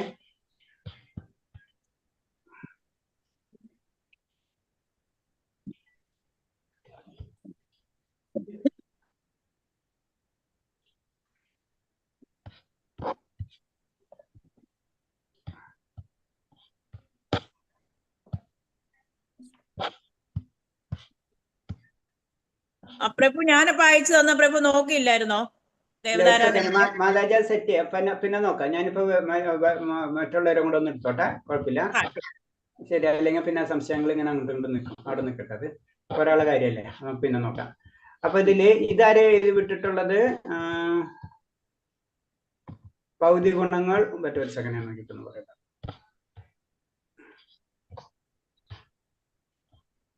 ഞാനാ വിട്ടത്. ഓക്കെ. ലതിക മാതാജി. മാതാജി സ്റ്റാർട്ട് ചെയ്തോളൂ.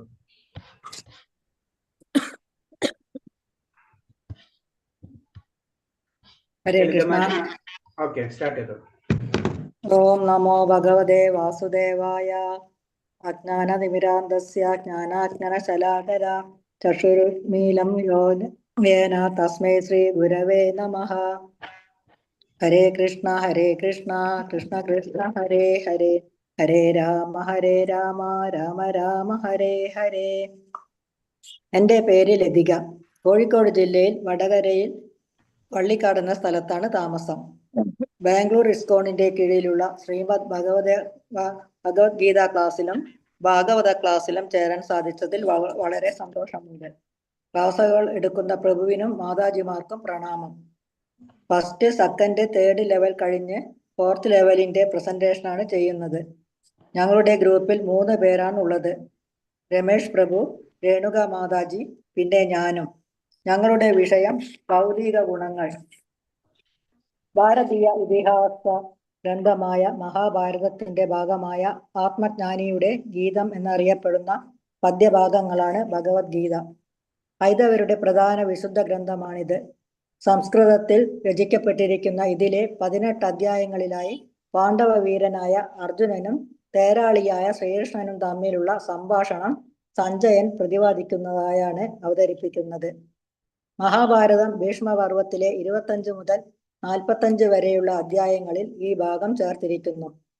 കർമ്മയോഗം, ജ്ഞാനയോഗം, ഭക്തിയോഗം എന്നിങ്ങനെ 3 ഉപദേശ മണ്ഡലങ്ങളും ഓരോന്നിലും 6 അധ്യായം വീതവുമാണ് ഭഗവത്ഗീതയിൽ ഉള്ളത്.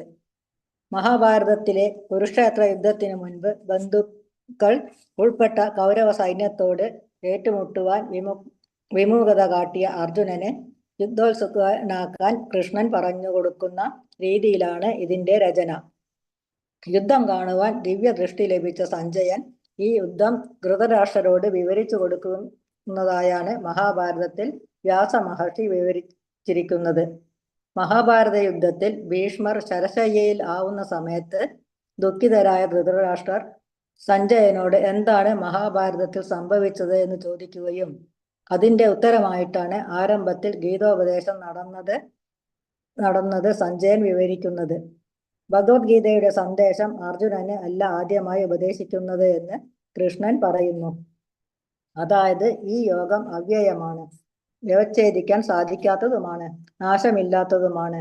ഞാൻ വിവസ്വൻ മനുവിനും മനു ഇക്ഷ്വാകുവിനും ഇത് മുൻപ് ഉപദേശിച്ചിട്ടുണ്ട് എന്ന് ഭഗവാൻ പറയുന്നു.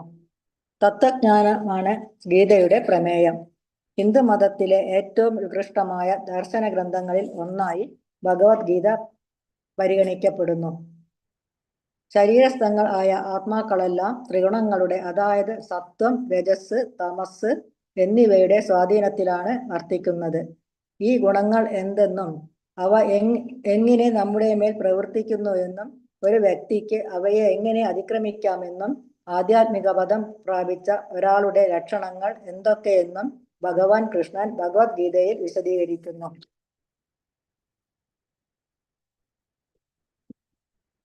ഭൗതിക പ്രകൃതിയുടെ ത്രിഗുണങ്ങളാൽ നിന്നുളവാകുന്ന വാസനകൾക്ക് അനുസരിച്ച് ഓരോ മനുഷ്യനും കർമ്മം ചെയ്യാൻ നിർബന്ധിതനാണ്. ആർക്കും ഒരൊറ്റ നിമിഷം പോലും കർമ്മത്തിൽ നിന്ന് ഒഴിഞ്ഞു നിൽക്കാനാവില്ല. കർമ്മേന്ദ്രിയങ്ങളെ നിയന്ത്രിച്ചാലും വിഷയങ്ങളിൽ മനസ്സിനെ വ്യാപരിപ്പിച്ചുകൊണ്ടിരിക്കുന്നവൻ സ്വയം ഭ്രമിപ്പിക്കുകയാണ്. കപടനാട്യക്കാരൻ എന്നാണ് അയാളെ പറയേണ്ടത്.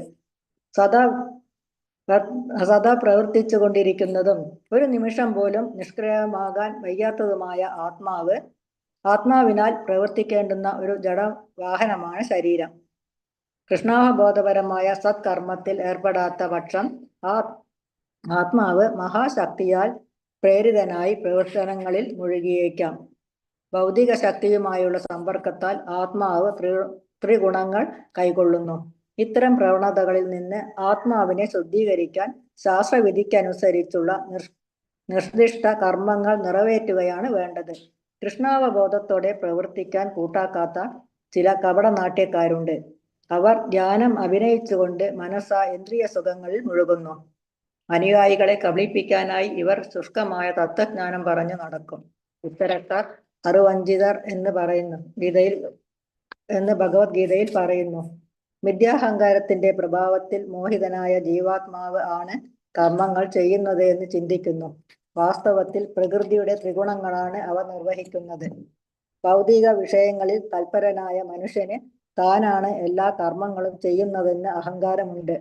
ശരീരയന്ത്രം പ്രകൃതി നിർമ്മിതമാണെന്നും ഭഗവാന്റെ മേൽനോട്ടത്തിലാണ് അത് പ്രവർത്തിക്കുന്നത് എന്നും അവന് അറിഞ്ഞുകൂടാ. താൻ കൃഷ്ണന്റെ നിയന്ത്രണത്തിലാണെന്ന് ആ ഭൗതികവാദി അറിയുന്നില്ല. എല്ലാ പ്രവൃത്തികളുടെയും കർത്തൃത്വം തനിക്കാണെന്ന് അയാൾ അവകാശപ്പെടുന്നു. അജ്ഞാനത്തിന്റെ ലക്ഷണം ആണിത്.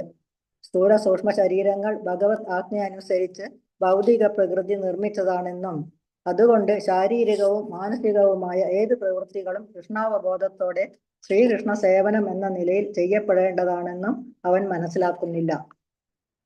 ഭൗതികങ്ങളായ എല്ലാ കാര്യകാരണങ്ങൾക്കും ഹേതു പ്രകൃതിയാണെന്നും ഈ ലോകത്തിൽ വിവിധ സുഖ ദുഃഖങ്ങൾക്ക് ഹേതു ജീവസത്തയാണെന്നും പറയപ്പെടുന്നു. ഭൗതിക പ്രകൃതിയിൽ ജീവാത്മാവ് പ്രകൃതിയുടെ ത്രിഗുണങ്ങൾ അനുഭവിച്ചുകൊണ്ടുള്ള ജീവിത രീതി കൈക്കൊള്ളുന്നു. ഭൗതിക പ്രകൃതിയുമായുള്ള സമ്പർക്കത്താൽ ആണിത്. അങ്ങനെ നല്ലതും ചീത്തയുമായ നാനായോനികളിൽ ജീവൻ പിറവിയെടുക്കുന്നു. പ്രപഞ്ചത്തിൽ വിഭിന്ന ആകൃതിയിലുള്ള 84 ലക്ഷം ജീവികളുണ്ട്. ഓരോ തരത്തിലുള്ള ശരീരത്തിൽ ജീവിക്കണമെന്നുള്ള ജീവാത്മാവിന്റെ വ്യത്യസ്ത ഭോഗക്രിയകളിൽ നിന്ന് അവർ ഉടൽ കൊള്ളുന്നു. വിവിധ ശരീരങ്ങളിൽ ഇരുന്ന് സുഖദുഃഖങ്ങൾ അനുഭവിക്കുകയും ചെയ്യുന്നു. ഈ ഭൗതിക സുഖദുഃഖങ്ങൾ കാരണം ശരീരമാണ് ആത്മാവല്ല. ഭൗതിക പ്രകൃതിയെ കീഴടക്കാൻ ആഗ്രഹിച്ചത് കൊണ്ടാണ് ജീവാത്മാക്കൾ ഭൗതിക ലോകത്തിൽ വരുന്നത്. ശാരീരിക സുഖത്തിനു വേണ്ടി ഏവരും കഠിന പ്രയത്നം ചെയ്തുകൊണ്ടിരിക്കുന്നു. ഇന്ദ്രിയങ്ങൾ മൂലമാണ് ഈ ശരീരം ഉണ്ടായത്. ആഗ്രഹ നിവൃത്തിക്കുള്ള ഉപകരണങ്ങൾ അത്രേ ഇന്ദ്രിയങ്ങൾ. ശരീരവും അതിൻ്റെ ഉപകരണങ്ങളായ ഇന്ദ്രിയങ്ങളും ഭൗതിക പ്രകൃതിയുടെ ഉപഹാരങ്ങൾ ആണ്. ഒരു ശരീരം സ്വീകരിച്ച ശേഷം ജീവൻ പ്രകൃതിക്ക് അധീനനായി തീരുന്നു.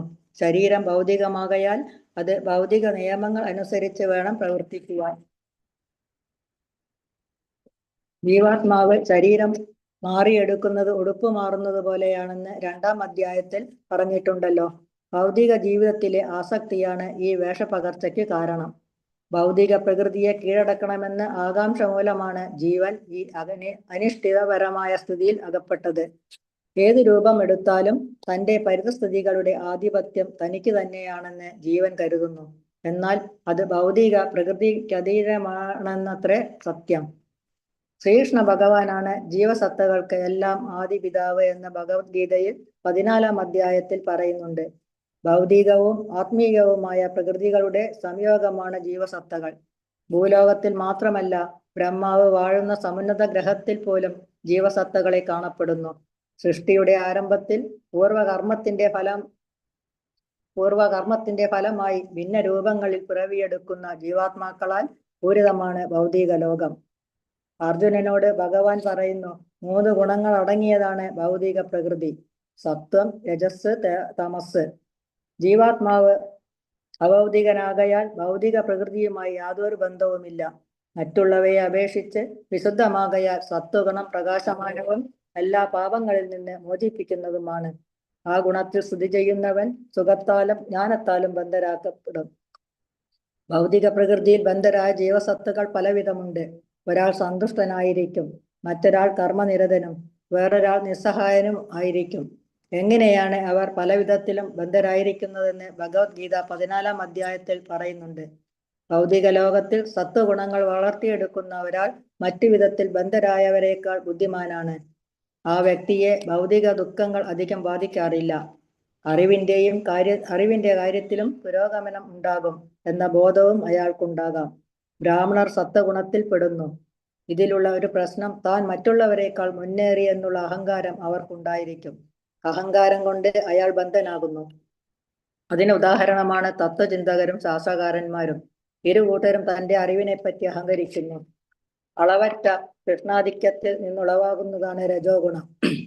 ദേഹസ്ഥനായ ജീവനെ ഭൗതികമായ ഫലോദിഷ്ട കർമ്മങ്ങളിൽ കുടുക്കിയിടുന്നു. സ്ത്രീ പുരുഷന്മാർ തമ്മിലുള്ള ആസക്തിയാണ് രജോ ഗുണത്തിന്റെ മുഖ്യ സ്വഭാവം. പുരുഷന് സ്ത്രീയിലും സ്ത്രീക്ക് പുരുഷനിലും ആകർഷണമുണ്ട്. ഇതിനെ രജോ ഗുണം എന്ന് പറയുന്നു.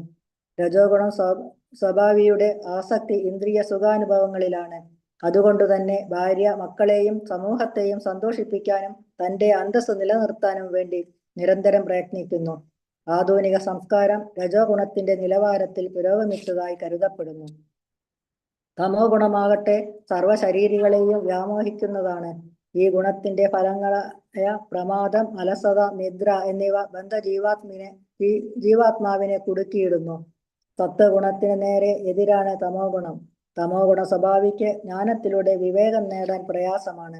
തമോ ഗുണം ഉന്മാദത്തെ ഉളവാക്കുന്നു. അയാൾ പുരോഗതിക്ക് പകരം അധോഗതി പ്രാപിക്കുന്നു. തമോ ഗുണ ബാധിതനായ ഒരുവന് ഒന്നിന്റെയും യാഥാർത്ഥ്യം സ്പഷ്ടമാകാറില്ല. മനുഷ്യൻ നശ്വരനാണ്, മരണം സുനിശ്ചിതമാണ്. എന്നാലും പണം വാരിക്കൂട്ടാൻ വേണ്ടി രാവും പകലും കഠിന പ്രയത്നം ചെയ്യുന്നു. ശാശ്വതമായ ആത്മാവിനെ പറ്റി ചിന്തിക്കുന്നില്ല. ഉറക്കമാണ് തമോ ഗുണം ബാധിതരുടെ മറ്റൊരു ലക്ഷണം. സത്വഗുണം ഒരാളെ സുഖം കൊണ്ട് ബന്ധിക്കുമ്പോൾ രജോ ഗുണം കാമ്യകർമ്മങ്ങൾ കൊണ്ട് ബന്ധിക്കുന്നു. ജ്ഞാനത്തെ ആവരണം ചെയ്യുന്ന തമോ ഗുണമാകട്ടെ ഉന്മാദം കൊണ്ട് ഒരാളെ ബന്ധിക്കുന്നു. ഭൗതിക പ്രകൃതിക്ക് 3 ഗുണങ്ങൾ ഉണ്ടെങ്കിലും സ്ഥിരനിശ്ചയമുള്ളവർക്ക് സത്വഗുണത്താൽ അനുഗ്രഹീതരാകാം. ഒരു മനുഷ്യനിൽ ഏത് ഗുണത്തിനാണ് സ്വാധീനത എന്ന് അയാളുടെ പ്രവർത്തനങ്ങളിൽ നിന്ന് മനസ്സിലാക്കാം. രജോ ഗുണം വർദ്ധിക്കുമ്പോൾ അതിയായ ആസക്തി, ഫലോദിഷ്ടമായ പ്രവർത്തനം, കഠിനമായ പ്രയത്നം, അടക്കാനാവാത്ത ആഗ്രഹം, മോഹാവേശം എന്നീ ലക്ഷണങ്ങൾ ഉണ്ടാകുന്നു. തമോ ഗുണം വളരുമ്പോൾ തേജസ്സില്ലായ്മ, അകർമ്മണ്യത, പ്രമാദം, വ്യാമോഹം എന്നിവ പ്രകടമാകുന്നു. സാത്വികർ മരിക്കുമ്പോൾ ഋഷിവര്യന്മാരുടെ നിർമ്മലങ്ങളായ ഉത്കൃഷ്ട ലോകങ്ങളിൽ എത്തുന്നു. രജോ ഗുണത്തോടെയാണ് മരിക്കുന്നതെങ്കിൽ ഫലം ഉദ്ദേശിച്ച കർമ്മങ്ങൾ ചെയ്യുന്നവർക്കിടയിൽ ജനിക്കും. തമോ ഗുണത്തോടെ മരിക്കുന്നവർ ആകട്ടെ മൃഗങ്ങളായിട്ടാണ് പിറക്കുന്നത്. രജോ ഗുണത്തിൽ ചെയ്യുന്ന പ്രവൃത്തികളുടെ ഫലം ദുഃഖമാകുന്നു. തമോ ഗുണത്തിലെ പ്രവർത്തനങ്ങളുടെ ഫലം മൗഢ്യവും അജ്ഞാനവുമാണ്. സത്വഗുണത്തിൽ ചെയ്യുന്ന കർമ്മങ്ങളുടെ ഫലം വിശുദ്ധങ്ങളാണ്. സത്വഗുണത്തിൽ നിന്ന് യഥാർത്ഥ ജ്ഞാനവും ഉത്കൃഷ്ട ലോകങ്ങളിലേക്ക് ഉയർച്ചയും സാധിക്കുന്നു. രാജസ്ഥ പ്രകൃതിയിലുള്ളവർ ഭൂലോകങ്ങളിൽ ജീവിക്കുകയും അടുത്ത ജന്മത്തിൽ ബുദ്ധിഭ്രമം ബാധിച്ചുവെന്നും വരാം. തമോ ഗുണത്തിൽ നിന്ന് പ്രമാദവും മോഹം, മൗഢ്യം എന്നിവയും ഉണ്ടാകുന്നു. അവർ നരകങ്ങളിൽ പോയി നിപതിക്കുകയും ചെയ്യുന്നു. ത്രിഗുണങ്ങളിൽ വെച്ച് ഏറ്റവും അധമമാണ് തമോ ഗുണം. മനുഷ്യന് താഴെ 80 ലക്ഷം ജീവിവർഗങ്ങളുണ്ട്. പക്ഷികളായും മൃഗങ്ങളായും ഇഴജന്തുക്കളായും വൃക്ഷങ്ങളായും മറ്റും. ഈ ഭൂമിയിലെ ഉപരിഗ്രഹവ്യൂഹങ്ങളിൽ ദേവന്മാർക്കിടയിലോ പ്രകൃതിജനങ്ങളായ ഈ 3 ഗുണങ്ങളിൽ നിന്നും മുക്തനായിട്ട് യാതൊരു ജീവനുമില്ല. ബ്രാഹ്മണനെയും ക്ഷത്രിയനെയും വൈശ്യനെയും ശൂദ്രനെയും തിരിച്ചറിയുന്നത് ത്രിഗുണങ്ങളെ ആധാരമാക്കി ഉണ്ടാവുന്ന സ്വഭാവ വ്യത്യാസത്തിന്റെ അടിസ്ഥാനത്തിലാണ് എന്ന് ഭഗവത്ഗീതയിൽ 18-ാം അധ്യായത്തിൽ അർജുനനോട് ഭഗവാൻ പറയുന്നുണ്ട്. ഭൗതിക പ്രകൃതിയുടെ ത്രിഗുണങ്ങളുടെ സ്വാധീനത്തെ മറികടക്കാൻ വളരെ പ്രയാസകരമാണ്. പക്ഷേ ശരിയായ സഹവാസത്തിലൂടെ അത് സാധ്യമാണ്. ചിലപ്പോൾ ഗുണങ്ങളുടെ സ്വാധീനത്താൽ ബന്ധിതനായ ഒരു വ്യക്തിയിൽ ഗുണങ്ങളോ സ്വഭാവ വിശേഷങ്ങളോ പുതിയൊരു ജനനം സ്വീകരിച്ചതിന് ശേഷം പ്രത്യക്ഷപ്പെടുന്നത് തുടരുന്നു. ഇത് ഗുണങ്ങളുടെ സ്വാധീനത്തിന്റെ വ്യാപ്തിയെ ആശ്രയിച്ചിരിക്കുന്നു. അതിനാൽ ഒരാൾ കുറഞ്ഞത് സദ്ഗുണം കൈവരിക്കുകയോ ഭഗവാൻ കൃഷ്ണന്റെ ഭക്തി സേവനത്തിലൂടെ 3 ഗുണങ്ങളെയും മറികടക്കാൻ ശ്രമിക്കുകയോ ചെയ്താൽ മുൻ ജന്മത്തിലെ അപൂർണമായ സാധന കാരണം ആ വ്യക്തിക്ക് പുനർജന്മം നൽകേണ്ടി വന്നാലും ജന്മങ്ങളിലെ ഭക്തിയുടെ ആത്മാർത്ഥതയെ ആശ്രയിച്ച് ഭക്തി ജീവിതത്തിന്റെ ഈ അവസ്ഥ വീണ്ടും പ്രത്യക്ഷപ്പെടും എന്നതിൽ ആശങ്കപ്പെടേണ്ടതില്ല. മനുഷ്യ ജീവിതം ത്രിഗുണങ്ങളുടെ സ്വാധീനത്തെ മറികടക്കുക എന്ന ഉദ്ദേശത്തോടെ ആയിരിക്കണം. ത്രിഗുണങ്ങൾ പ്രകടിപ്പിക്കുന്ന ഭൗതിക പ്രകൃതിയുടെ മായയുടെ സ്വാധീനത്തെ അല്ലെങ്കിൽ മായാശക്തിയെ മറികടക്കുക എന്നത് വളരെ പ്രയാസകരമാണെന്ന് ഭഗവാൻ കൃഷ്ണൻ ഭഗവത്ഗീതയിൽ പറയുന്നു. എന്നിരുന്നാലും ഒരാൾ ആത്മാർത്ഥമായി പരമപുരുഷനായ കൃഷ്ണനിൽ അഭയം തേടുകയാണെങ്കിൽ അത് ത്രിഗുണങ്ങളെ എളുപ്പത്തിൽ മറികടക്കാൻ അവനെ സഹായിക്കുന്നു. അത്തരം ആത്മാർത്ഥതയുടെ ആത്മാക്കളെ തന്നിലേക്ക് എത്തിക്കാൻ ഭഗവാൻ കൃഷ്ണൻ നേരിട്ട് സഹായിക്കുന്നു. ഹരേ കൃഷ്ണ കൃഷ്ണ കൃഷ്ണ ഹരേ ഹരേ, ഹരേ രാമ രാമ രാമ ഹരേ ഹരേ. പ്രണാമം പ്രഭുജി. ഹരേ കൃഷ്ണ മാതാജി, പ്രണാമം. മാതാജി എല്ലാം ക്ലിയർ ആയിട്ട് ചെയ്തിട്ടുണ്ട്. ശരിക്കും ലാസ്റ്റ് കൊണ്ടാണ് പറഞ്ഞല്ല. കാരണം എന്ന് വെച്ചാൽ ത്രികോണങ്ങളിൽ അല്ലെ, ത്രികോണമെന്ന് രക്ഷ നടന്നു വെച്ചാൽ ഭഗവാനെ തന്നെ നമ്മൾ വിളിക്കണം അല്ലേ. അതാണ് ആ പോയിന്റിൽ കൊണ്ടുവന്നത്. Okay, thank you Mataji. Hare Krishna, നല്ലതായിട്ട് ചെയ്തിട്ടുണ്ട് മാതാജി. കുഴപ്പമില്ലാത്ത രീതിയിൽ പ്രസന്റേഷൻ ചെയ്തു. Okay, Hare Krishna, thank you Mataji. അടുത്ത ഞാനൊന്ന് എടുത്തോട്ടെ. ഹരേ കൃഷ്ണ.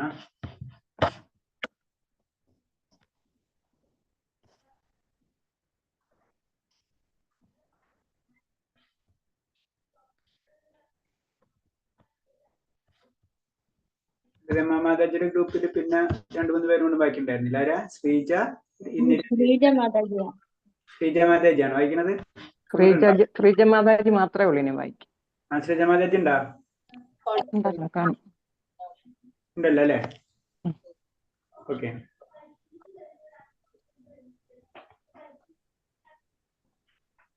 ശ്രീജ മാതാജി ഇല്ലേ? ഹരേ കൃഷ്ണ, ഹരേ കൃഷ്ണ മാതാജി, ഹരേ കൃഷ്ണ. ഓക്കെ, സ്റ്റാർട്ട് ചെയ്തോളൂ മാതാജി. ഹരേ കൃഷ്ണ. ഞാൻ വയനാട് ജില്ലയിലെ പുൽപ്പള്ളി എന്ന് പറയുന്ന സ്ഥലത്ത് താമസിക്കുന്നു. രമാദേവി മാതാജി, ഇന്ദിര മാതാജി എന്നീ 3 പേർ ചേർന്നതാണ് ഞങ്ങളുടെ ഗ്രൂപ്പ്. ഇതിൽ ഞങ്ങൾക്ക് തന്നിരിക്കുന്ന വിഷയം വർണ്ണാശ്രമ ധർമ്മം എന്നതാണ്. ഞങ്ങളുടെ കൂട്ടായ സഹകരണത്തോടെ ഈ വിഷയത്തെ സംബന്ധിച്ച് സമന്വയമായ ഒരു നല്ല രീതിയിൽ ഒരു ലേഖനം തയ്യാറാക്കി അവതരിപ്പിക്കുവാൻ കഴിഞ്ഞതിൽ ഭഗവാനോടും മറ്റു 2 പേരോടും നല്ല രീതിയിൽ കടപ്പെട്ടിരിക്കുന്നു. ഞങ്ങൾക്ക് ശ്രീ രാധാ ഗോവിന്ദ ടെമ്പിൾ ഇസ്കോൺ കുലായി നടത്തി വരുന്ന തികച്ചും സൗജന്യമായ ഭഗവത്ഗീത ക്ലാസിന്റെ 55-ാം ബാച്ചിൽ ചേർന്ന് പഠിക്കാൻ ഭാഗ്യം ലഭിച്ചു. ഇപ്പോൾ ഞങ്ങൾ 4th ലെവലിലാണ്. ഇത്രയും നാൾ പഠിച്ചതിന്റെ ഫലമായി ഞങ്ങൾക്ക് ഭഗവാനെ സംബന്ധിച്ച് ഒട്ടനവധി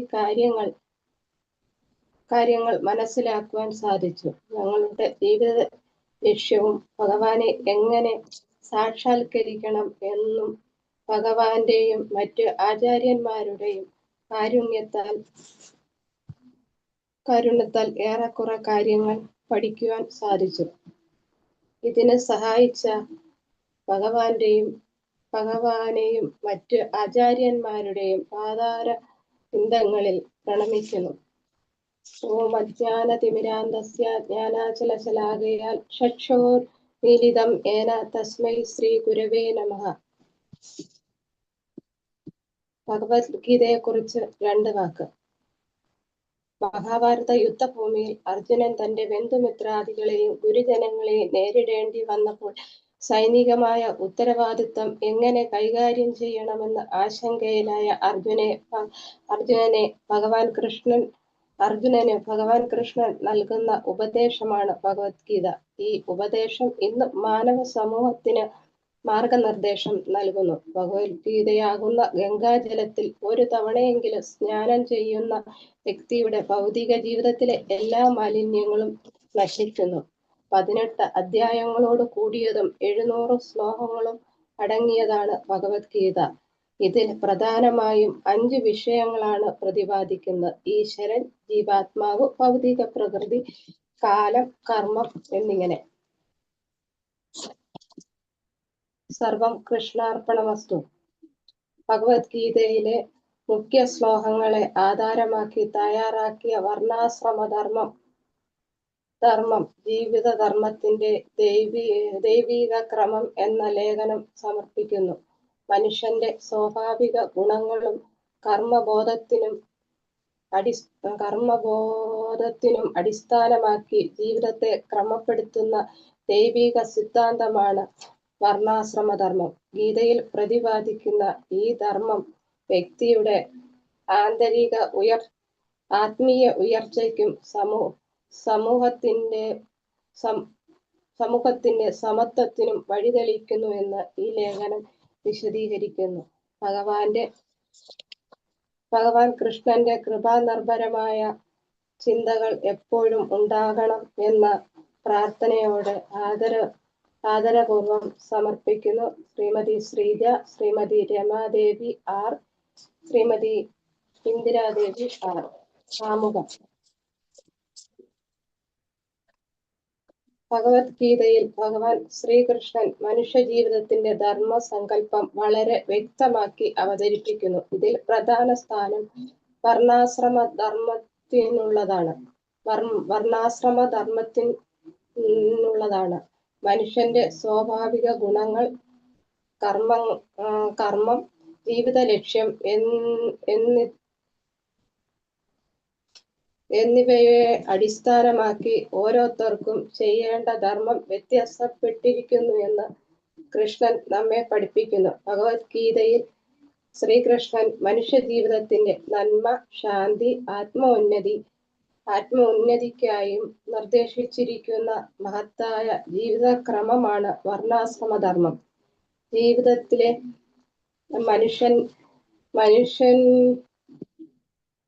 മനുഷ്യനിലുള്ള സ്വാഭാവിക ഗുണങ്ങൾ, കഴിവുകൾ, സ്വഭാവ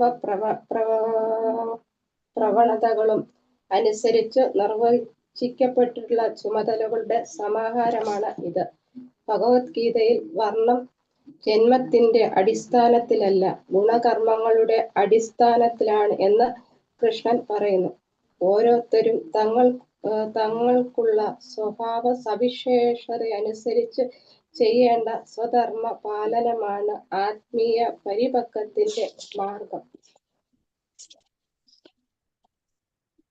താഴെ പറയുന്ന ഗീതാ ശ്ലോകങ്ങളെ അടിസ്ഥാനമാക്കി വർണ്ണാശ്രമധർമ്മത്തെ ഇങ്ങനെ വിശദീകരിക്കുന്നു. ഭഗവാൻ ശ്രീകൃഷ്ണൻ ഭഗവത്ഗീതയിൽ 2-ാം അധ്യായം 31, 32, 33 ശ്ലോകങ്ങളിൽ ഭഗവാൻ അർജുനനോട് ഇങ്ങനെ പറയുന്നു. ക്ഷത്രിയൻ എന്ന നിലയ്ക്ക് നിനക്കുള്ള പ്രത്യേക കർത്തവ്യം ആലോചിച്ചാൽ മതശാസനകൾക്കനുസൃതമായ യുദ്ധ ത്യാഗത്തെക്കാൾ ഉത്തമമായ ഒരു കർമ്മവും നിനക്കു ചെയ്യാനില്ല. അതിനാൽ വൈമുഖ്യം കൈവിടുക. ഭഗവാൻ അർജുനനോട് പറയുന്നു, അർജുന, സ്വധർമ്മം പാലിക്കുന്നത് മഹത്തരമാണ്. യുദ്ധം ക്ഷത്രിയന്റെ ധർമ്മമാണ്. അത് അവനെ ധീരതയിലേക്കും ആത്മ ഉന്നതിയിലേക്കും നയിക്കുന്ന പദമാണ്. സ്വധർമ്മത്തിൽ വീഴുമ്പോഴും ധർമ്മം പാലിച്ചതിന്റെ മഹത്വം കുറയുന്നില്ല. അസൂയാലുവായ രാജാവിനോട് മത്സരിച്ച് പൊരുതി മരിക്കുന്ന ക്ഷത്രിയൻ മരണശേഷം സ്വർഗലോകത്തിൽ അധിവസിക്കുന്നു. യാഗാഗ്നിയിൽ മൃഗങ്ങളെ ബലി കഴിക്കുന്നത് കൊണ്ട് ബ്രാഹ്മണൻ സ്വർഗം പോകുന്നു. സ്വകർമ്മം രണ്ടു വിധമുണ്ട്. മുക്തനാകാത്തിടത്തോളം കാലം മതപ്രമാണങ്ങൾ അനുസരിച്ച് ഓരോ ശരീരത്തിനും നിറവേറ്റേണ്ടതായ കർമ്മങ്ങൾ ചെയ്യുക. എന്നാലേ മുക്തി ലഭിക്കൂ. ഒരാൾ മുക്തനാകുമ്പോൾ സ്വധർമ്മം ആത്മീയമായി തീരുന്നു.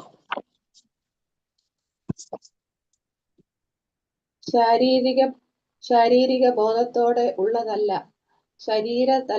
ശാരീരിക തലത്തിൽ സ്വധർമ്മത്തെ വർണ്ണാശ്രമം ധർമ്മം എന്ന് പറയുന്നു. ഇത് ആത്മജ്ഞാനത്തിലേക്കുള്ള ചവിട്ടുപടിയാണ്. വർണ്ണാശ്രമധർമ്മം അഥവാ ശാരീരിക പ്രകൃതിക്കനുസൃതമായ നിയമിത കർമ്മങ്ങൾ ചെയ്യുക എന്നതിൽ നിന്നും മാനവധർമ്മം തുടങ്ങുന്നത്. ഉന്നത പ്രമാണിമാരുടെ ആജ്ഞാപ്രകാരം സ്വകർത്തവ്യം നിറവേറ്റുക എന്നത് ജീവിതത്തെ ഉത്കൃഷ്ടമാക്കുന്നു. പാർത്ഥ, യാദർച്ഛികമായി ഇതുപോലെയൊരു യുദ്ധത്തിന് അവസരം ലഭിക്കുന്ന ക്ഷത്രിയന്മാർ സന്തുഷ്ടരാണ്. എന്തെന്നാൽ സ്വർഗ കവാടം അവർക്കു വേണ്ടി തുറക്കപ്പെട്ടിരിക്കുകയാണ്. ഒരു ക്ഷത്രിയൻ യുദ്ധരംഗത്ത് അഹിംസാ തൽപരനായി നിൽക്കുക എന്നത് വിഡ്ഢികളുടെ തത്വശാസ്ത്രമാണ്. വ്യാസപിതാവായ പരാശര മഹർഷിയും തന്റെ പരാശര സ്മൃതി എന്ന നീതി സംഹിതയിൽ ഇപ്രകാരം പറയുന്നു. ക്ഷത്രിയന്റെ ധർമ്മം പ്രജകളെ ക്ലേശങ്ങളിൽ നിന്നും രക്ഷിക്കലാണ്. അതിനുവേണ്ടി നിയമാനുസൃതമായി ഒരാൾക്ക് അഹിംസയുടെ പാത സ്വീകരിക്കാം. സ്വധർമ്മം ഏതു സാഹചര്യത്തിലും ജീവിതത്തിൽ നമുക്ക് നൽകപ്പെട്ട ഉത്തരവാദിത്തം പരമാവധി നിസ്വാർത്ഥതയോടും സമർപ്പണത്തോടും നിർവഹിക്കണം. അതിൽ നിന്നും പിന്മാറുന്നത് ധർമ്മദ്രോഹമായി മാറുന്നു.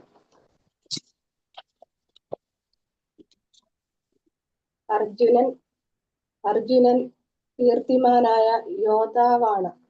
കാട്ടാള വേഷധാരിയായ പരമശിവനോട് പൊരുതി തോൽപ്പിച്ചു പ്രസാദിപ്പിച്ചു അദ്ദേഹത്തിൽ നിന്നും പാശുപതാസ്ത്രം സ്വീകരിക്കുകയുണ്ടായി. അർജുനൻ ഗുരുവിൽ നിന്നും ദേവേന്ദ്രനിൽ നിന്നും മറ്റും ധാരാളം ഉപകാരങ്ങൾ നേടിയിട്ടുണ്ട്.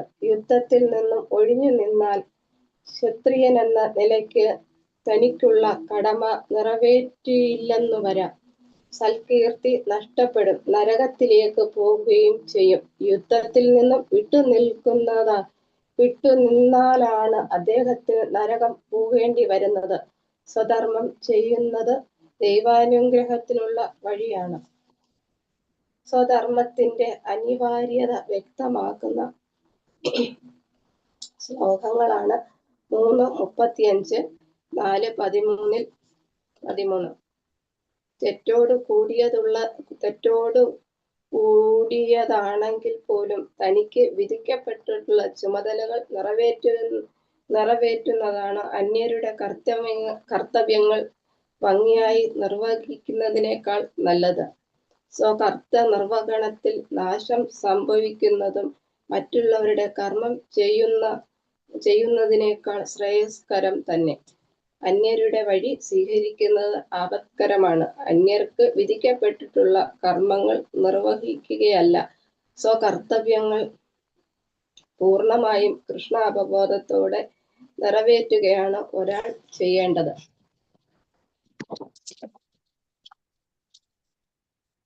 ഭൗതികമായാലും ആത്മീകമായാലും തനിക്ക് വിധിക്കപ്പെട്ട കർമ്മങ്ങളിൽ തന്നെ മരണം വരെയും ഉറച്ചു നിൽക്കുന്നതാണ് മറ്റുള്ളവരെ അനുകരിക്കുന്നതിനേക്കാൾ നല്ലത്. കൃഷ്ണാവബോധത്തിന്റെ അത്യുന്നത അവസ്ഥയിൽ ക്ഷത്രിയൻ ബ്രാഹ്മണനെ പോലെയും ബ്രാഹ്മണൻ ക്ഷത്രിയനെ പോലെയും പ്രവർത്തിക്കാം. അതീന്ദ്രിയ തലത്തിലായിരിക്കുമ്പോൾ ഭൗതിക ലോകത്തിലെ അവസ്ഥാഭേദങ്ങൾ ബാധകമല്ല. ഉദാഹരണത്തിന് വിശ്വാമിത്രൻ ക്ഷത്രിയൻ ആയിരുന്നു. എങ്കിലും ഒടുവിൽ ബ്രാഹ്മണനെ പോലെ പ്രവർത്തിച്ചു. പരശുരാമനാകട്ടെ ബ്രാഹ്മണനായിട്ടും പിന്നീട് ക്ഷത്രിയ വൃത്തിയിലാണ് ഏർപ്പെട്ടത്. അതീന്ദ്രിയ നിലയിലായിരുന്നതുകൊണ്ട് അവർക്ക് അങ്ങനെ പ്രവർത്തിക്കാം. പക്ഷെ ഭൗതിക തലത്തിലിരിക്കെ പ്രകൃതി ഗുണ അനുസൃതമായ ഏതൊരു ഒരാളും പ്രവർത്തിക്കണം. മാത്രമല്ല കൃഷ്ണാവബോധം പൂർണ്ണമായും ഉൾക്കൊള്ളുകയും വേണം. ഭഗവത്ഗീതയിൽ 4:13 ഭഗവാൻ ഇപ്രകാരം പറയുന്നു: ചാതുർവർണ്ണ്യം മയാ സൃഷ്ടം ഗുണകർമ്മ വിഭാഗശ തസ്യ കർത്താരമപി മാം വിദ്യ കർത്താരമവ്യയം. പ്രകൃതി ഭാവാർത്ഥം പ്രകൃതി സഹജങ്ങളായ 3 ഗുണങ്ങളെയും തദാനുസൃതങ്ങളായ കർമ്മങ്ങളെയും മുൻനിർത്തിക്കൊണ്ട് മനുഷ്യ സമൂഹത്തിന്റെ 4 വർണ്ണങ്ങൾ ഞാൻ സൃഷ്ടിച്ചു. ഈ വിഭാഗത്തെ സൃഷ്ടിച്ചത് എന്നിരുന്നാലും അവ്യയനായ ഞാനല്ല ഇതിന്റെ കർത്താവ് എന്നറിയുക. എല്ലാത്തിന്റെയും സൃഷ്ടികർത്താവാണ് ശ്രീ ഭഗവാൻ. ഏതൊന്നും അദ്ദേഹത്തിൽ നിന്ന് ഉളവായവയാണ്. അദ്ദേഹം പുലർത്തി പോരുന്നതുമാണ്. അവ നശിക്കുമ്പോൾ അദ്ദേഹത്തിൽ വിശ്രമിക്കുകയും ചെയ്യുന്നു. അതിനാൽ സമൂഹത്തിന്റെ 4 വർണ്ണങ്ങളുടെയും കർത്തവ്യം ഭഗവാനിൽ തന്നെയാണ്.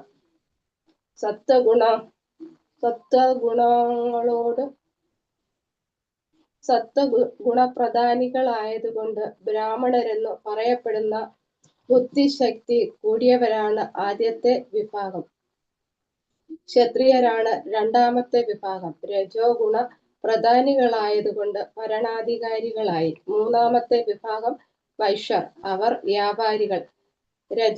രജസ് തമസ് എന്നീ മിശ്ര ഗുണങ്ങളിൽ വർദ്ധിക്കുന്ന തമോ ഗുണ പ്രധാനികളായ തൊഴിലാളികളാണ് നാലാമത്തെ വിഭാഗത്തിൽപ്പെടുന്ന ശൂദ്രർ. ചതുർവർണ്ണങ്ങളെ സൃഷ്ടിച്ചുവെങ്കിലും ഭഗവാൻ ഇവയിൽ ഒന്നിലും ഉൾപ്പെടുന്നില്ല. വർണ്ണം വിഭാഗങ്ങൾ ഭഗവാനാൽ സൃഷ്ടിക്കപ്പെട്ടിരിക്കുന്നത് മൃഗപ്രായനായ മനുഷ്യനെ ഉയർത്തിക്കൊണ്ടു വരുന്നതിനും തന്മൂലം അവർക്ക് കൃഷ്ണാവബോധം സിദ്ധിക്കുന്നതിനും വേണ്ടിയാണ്.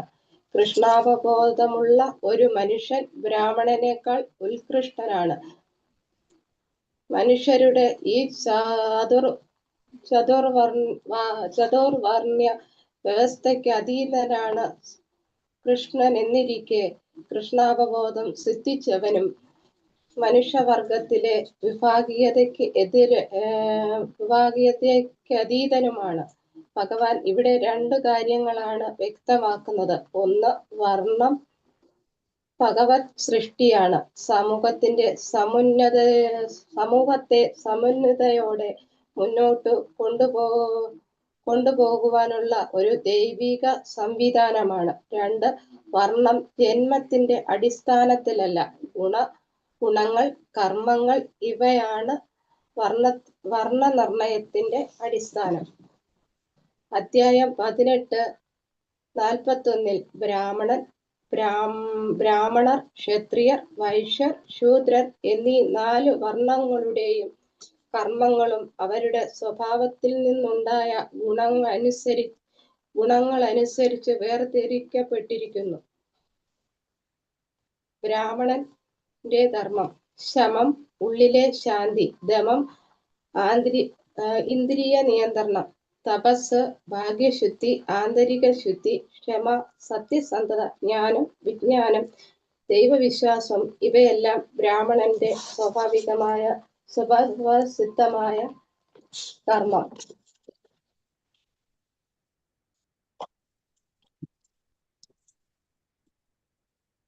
ശൗര്യം, പ്രതാപം, ധൈര്യം, നൈപുണ്യം, ദാനശീലം, പ്രജാരക്ഷണം, പ്രഭുത്വം, നേതൃത്വം ഇവയെല്ലാമാണ് ക്ഷത്രിയന്റെ സ്വാഭാവിക ധർമ്മം. കൃഷി, ഗോരക്ഷ, വ്യാപാരം എന്നിവ വൈശ്യരുടെ ധർമ്മവും ശൂദ്രരുടേത് അധ്വാനവും മറ്റുള്ളവരെ പരിചരിക്കലും ആകുന്നു. ഈ വർണ്ണങ്ങൾ എല്ലാം തന്നെ ജന്മം മൂലം കിട്ടുന്നതല്ല, ഗുണത്തെ അടിസ്ഥാനമാക്കി ഉള്ളതാണ് എന്ന് ഭഗവാൻ ഗീതയിൽ പറയുന്നു.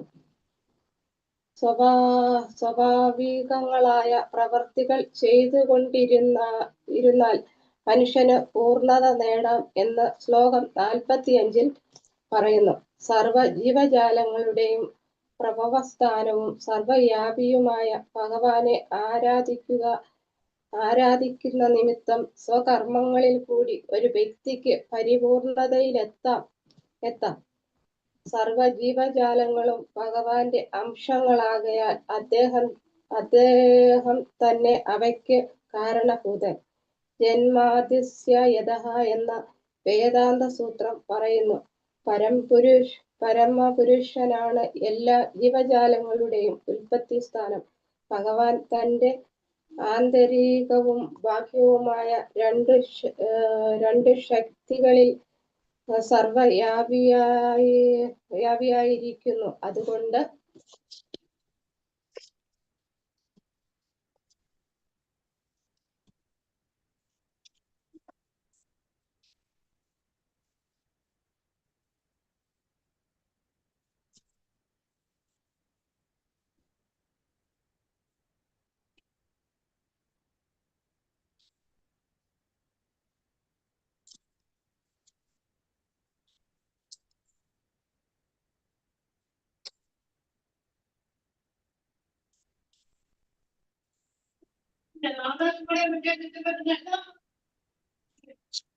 ഇനി 10ാമത്തെ 9ാം പേജാ മാതാജി, 9ാം പേജ്.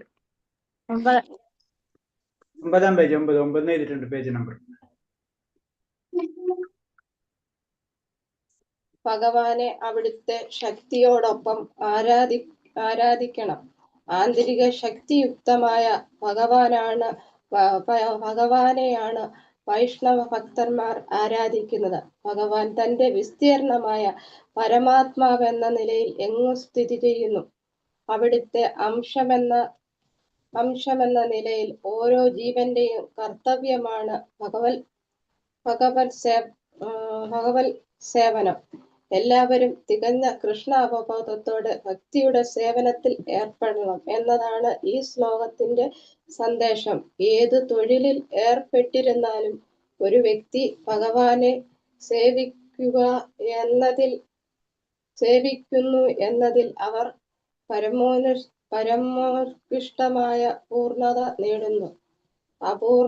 അപൂർണമായാലും സ്വധർമ്മം ചെയ്യുകയാണ് നല്ലത്. മറ്റുള്ളവരുടെ ധർമ്മം അനുകരിക്കുന്നത് അപകടമാണ്. അർജുന, അഗ്നി പുകയാൽ മൂടപ്പെട്ടിരിക്കുന്നത് പോലെ എല്ലാ ഉദ്യമങ്ങളും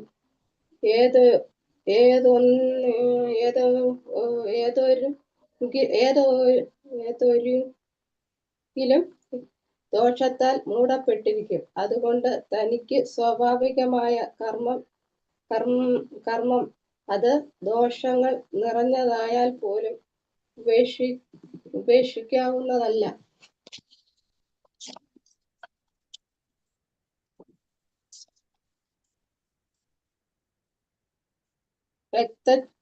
വ്യക്തജീവിതത്തിൽ ഏതു കർമ്മവും ത്രിഗുണങ്ങളാൽ ദൂഷിതമാണ്. ബ്രാഹ്മണനു പോലും ജന്തുവധം ആവശ്യമായ യജ്ഞമെന്നതിനു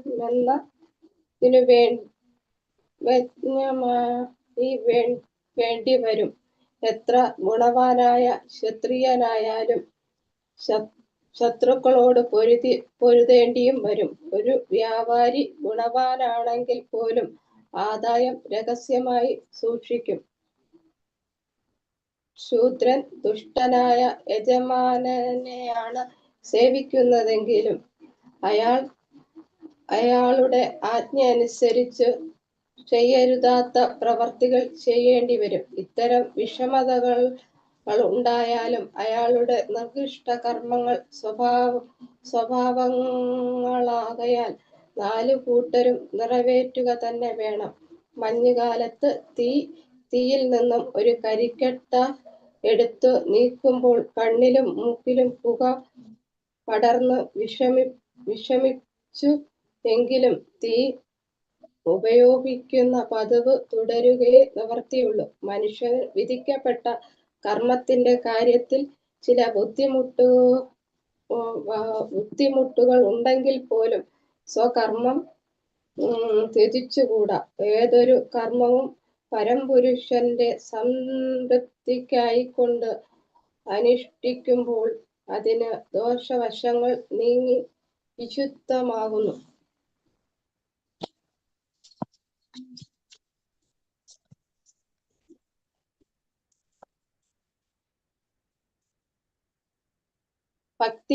ഭക്തിപരിതമായ സേവനത്തോട് ബന്ധപ്പെട്ട് കർമ്മഫലങ്ങൾ വിശുദ്ധീകരിക്കപ്പെട്ടാൽ അന്തരാത്മാവിനെ ദർശിക്കുവാൻ വേണ്ടുന്ന പരിപൂർണത ഒരാൾക്ക് ലഭിക്കും. ഇതാണ് ആത്മസാക്ഷാത്കാരം. ഉപസംഹാരം.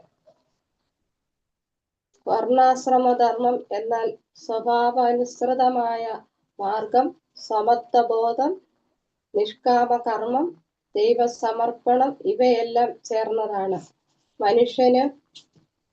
മനുഷ്യനെ കർമ്മബന്ധനത്തിൽ നിന്നും ഉയർത്തുക, സമൂഹത്തിന്റെ സമന്വയം സൃഷ്ടിക്കുക, ഒരു വ്യക്തിയുടെ ആത്മീയ പരിണാമം പ്രോത്സാഹിപ്പിക്കുക, അതുവഴി മോക്ഷസിദ്ധിയിലേക്ക് നയിക്കുക, ഇവയെല്ലാമാണ് വർണ്ണാശ്രമധർമ്മത്തിന്റെ ലക്ഷ്യം.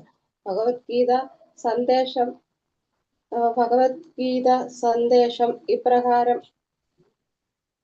വർണ്ണാശ്രമധർമ്മം ഒരു സമൂഹ ഘടനയല്ല, ഒരു ആത്മീയ യാത്രയാണ്. ഓരോ മനുഷ്യനും അവന്റെ സ്വഭാവത്തിനും കഴിവിനും അനുയോജ്യമായ കർമ്മത്തിലൂടെ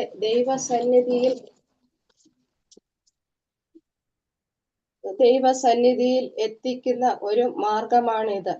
ഹരേ കൃഷ്ണ കൃഷ്ണ കൃഷ്ണ ഹരേ ഹരേ, ഹരേ രാമ രാമ രാമ ഹരേ ഹരേ. ഹരേ കൃഷ്ണ. ഹരേ കൃഷ്ണ മാതാജി. കുഴപ്പമില്ല മാതാജി, കുറച്ച് സ്ലോ ആയിരുന്നു, കുഴപ്പമില്ല, വേറൊക്കെ ക്ലിയർ ആണ്. പിന്നെ ഇതിലൊരു പറഞ്ഞെന്ന് വെച്ച് കഴിഞ്ഞാല് ബ്രാഹ്മണര് മോശം കിട്ടുന്നല്ല പറയേണ്ടത്, അത് ആ ജീവിക്കല്ലേ മോശം കിട്ടുന്നത്. അതൊന്ന് ശ്രദ്ധിച്ചു, അത് മാത്രം എനിക്കൊരു മിസ്റ്റേക്ക് ഒന്നും, കുഴപ്പമില്ല. ബ്രാഹ്മണർക്കല്ലല്ലോ മോശം, ആ ജീവിക്കല്ലേ മോശം കിട്ടണം. ടെക്സ്റ്റിലെ സെന്റൻസ് തന്നെയാ പ്രഭുജി എഴുതിയിരിക്കുന്നത്.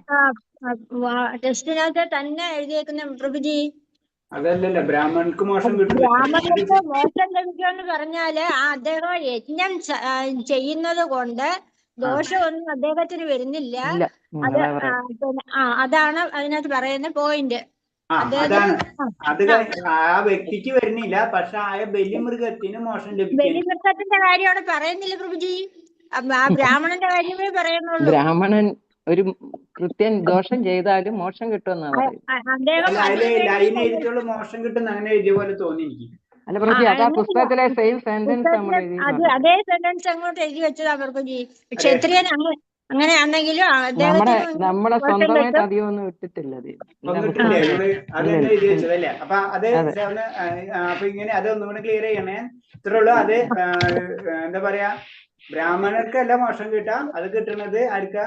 അത് ചെയ്ത അതായത് ബലിമൃഗത്തിനാണ് അത് പിന്നെ ആവർത്തന ചക്രം ഇല്ലാതിരിക്കുക. അന്ന് ഇപ്പോഴത്തെ രീതിയിലല്ല, പണ്ട് അങ്ങനത്തെ ബ്രാഹ്മണന്മാർ ഉണ്ടായിരുന്നു. പക്ഷെ ആ ബ്രാഹ്മണന്മാർക്ക് അതിന്റെ കർമ്മഫലം ലഭിക്കുകയില്ല. ഓക്കെ, ബ്രാഹ്മണന് ഒരു ബലി ചെയ്താൽ അവർക്ക് ദോഷം വരുമോ പ്രഭുജി?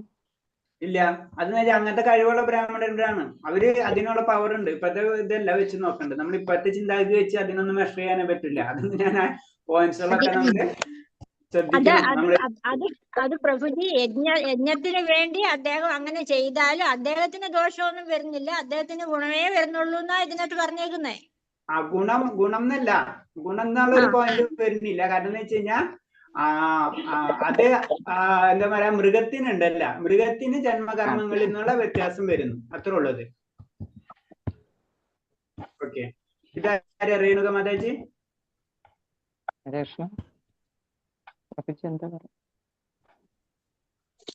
മാതാജി ഉണ്ടോ? സൗദാമിനി ഗ്രൂപ്പ് 5 രേണുക മാതാജി അയച്ചിട്ടില്ല ഇപ്പൊ? സൗദാമിനി മാതാജി. ഒരു സെക്കൻഡ്, ഞാനിപ്പോ ഇതിലേക്ക് എടുക്കണത് നോക്കട്ടെ ഒന്നുട്ടാ.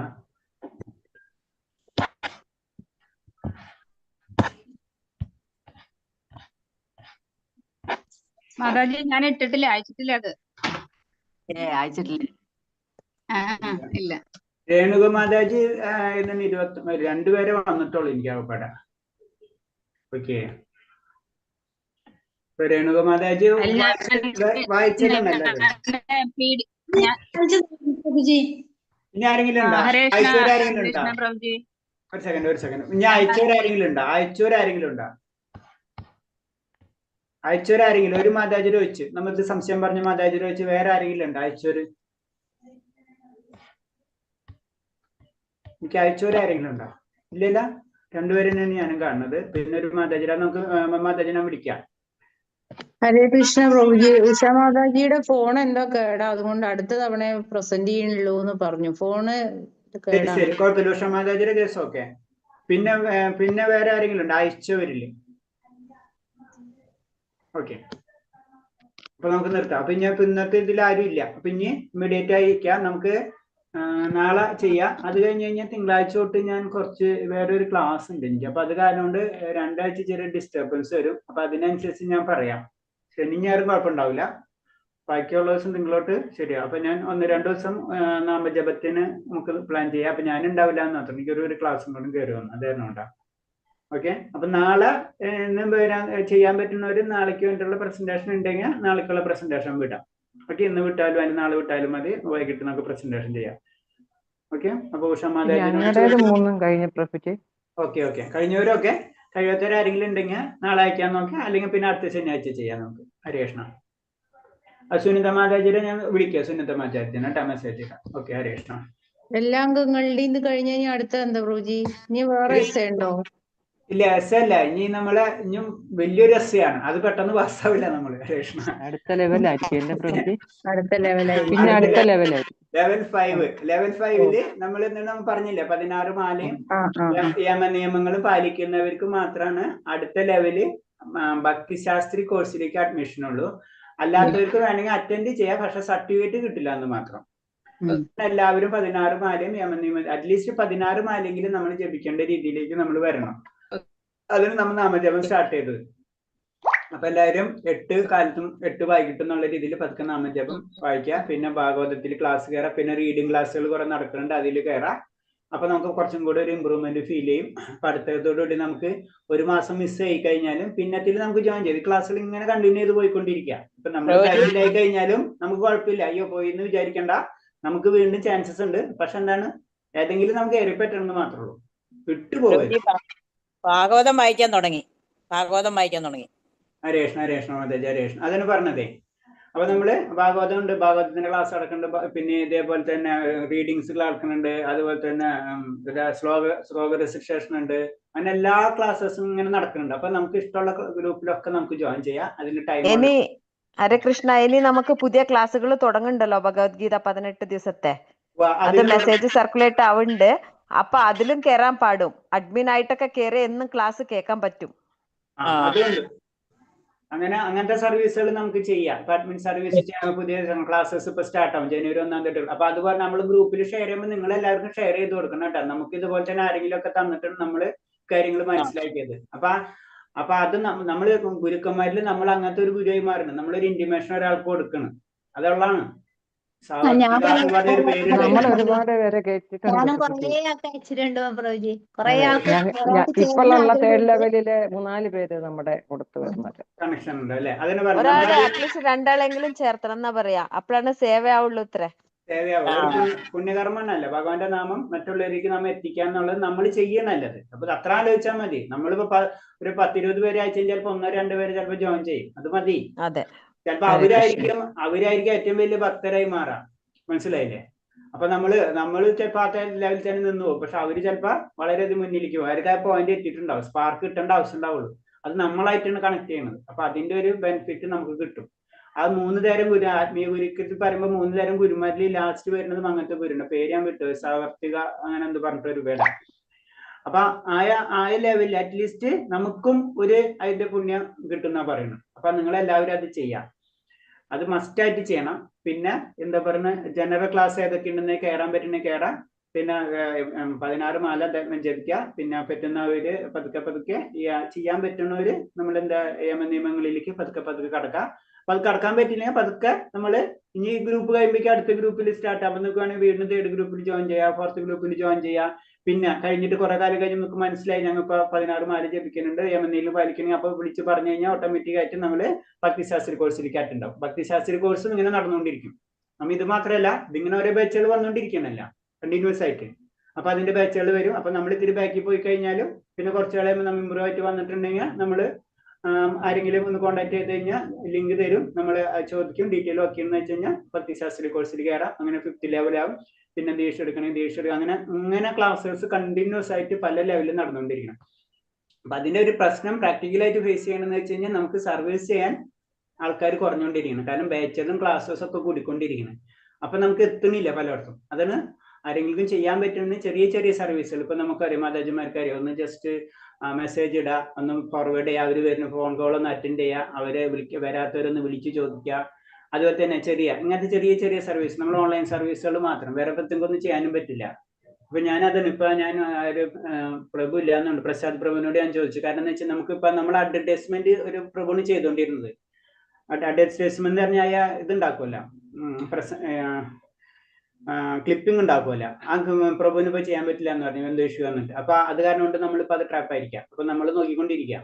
അപ്പൊ അങ്ങനെ അത് കാര്യം ചെയ്യാൻ പറ്റുന്നവരുണ്ടെങ്കിൽ ഒന്ന് പറയാ. അപ്പൊ അങ്ങനത്തെ സർവീസുകൾ അതിൽ പ്രത്യേകിച്ച് ഒന്നും ചെയ്യാനില്ല. പക്ഷെ നമ്മൾ അറിയാത്ത ആരും ബുദ്ധിമുട്ടുണ്ട് മാത്രം. അപ്പൊ അത് നമ്മൾ അഡ്വർടൈസ്മെന്റിന് കൊടുക്കാൻ വേണ്ടിയിട്ടുള്ള ക്ലിപ്പിംഗ്സുകൾ ഉണ്ടാക്കാം. അങ്ങനെ ചെറിയ സർവീസുകൾ ആരെങ്കിലും പറ്റാവുന്ന വെച്ച് കഴിഞ്ഞാൽ ഒക്കെ ചെയ്യാം. ഇപ്പൊ നമ്മളെ ലക്ഷ്യം എന്ന് പറഞ്ഞാൽ മാക്സിമം എല്ലാവർക്കും ഇത് എത്തിക്കുക, അല്ലാണ്ട് വേറെ ഒന്നുമില്ല. അത് തന്നെ ഒരു പുണ്യകർമ്മമാണ്, വേറെ ഒന്നുമില്ല. അത് നമ്മൾ 12ാം അധ്യായത്തിൽ ക്ലിയർ ആയിട്ട് പഠിക്കുന്നുണ്ട്. ഹരേ കൃഷ്ണ. അപ്പൊ നമുക്ക് നാളെ 2 പേരും കൂടി ഉണ്ട്, നാളെ ചെയ്യാം. അത് കഴിഞ്ഞിട്ട് പിന്നെ പതുക്കെ നമ്മൾ ഇന്റിമേറ്റ് ചെയ്യാം.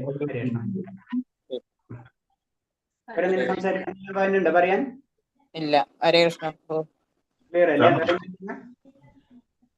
ശരി, അപ്പൊ നമുക്ക് നിർത്താം. വാഞ്ചകൽപത രൂപത്തിൽ പ്രഭാസന്ധ്യാപച്ച പതിനാം പാവനേപി വൈഷ്ണവേപി നമോ അനന്തകോടി വൈഷ്ണവ ഭക്തർക്ക് ഹരേ കൃഷ്ണ. എല്ലാവർക്കും പ്രണാമം. ശരി, ഹരേ കൃഷ്ണ.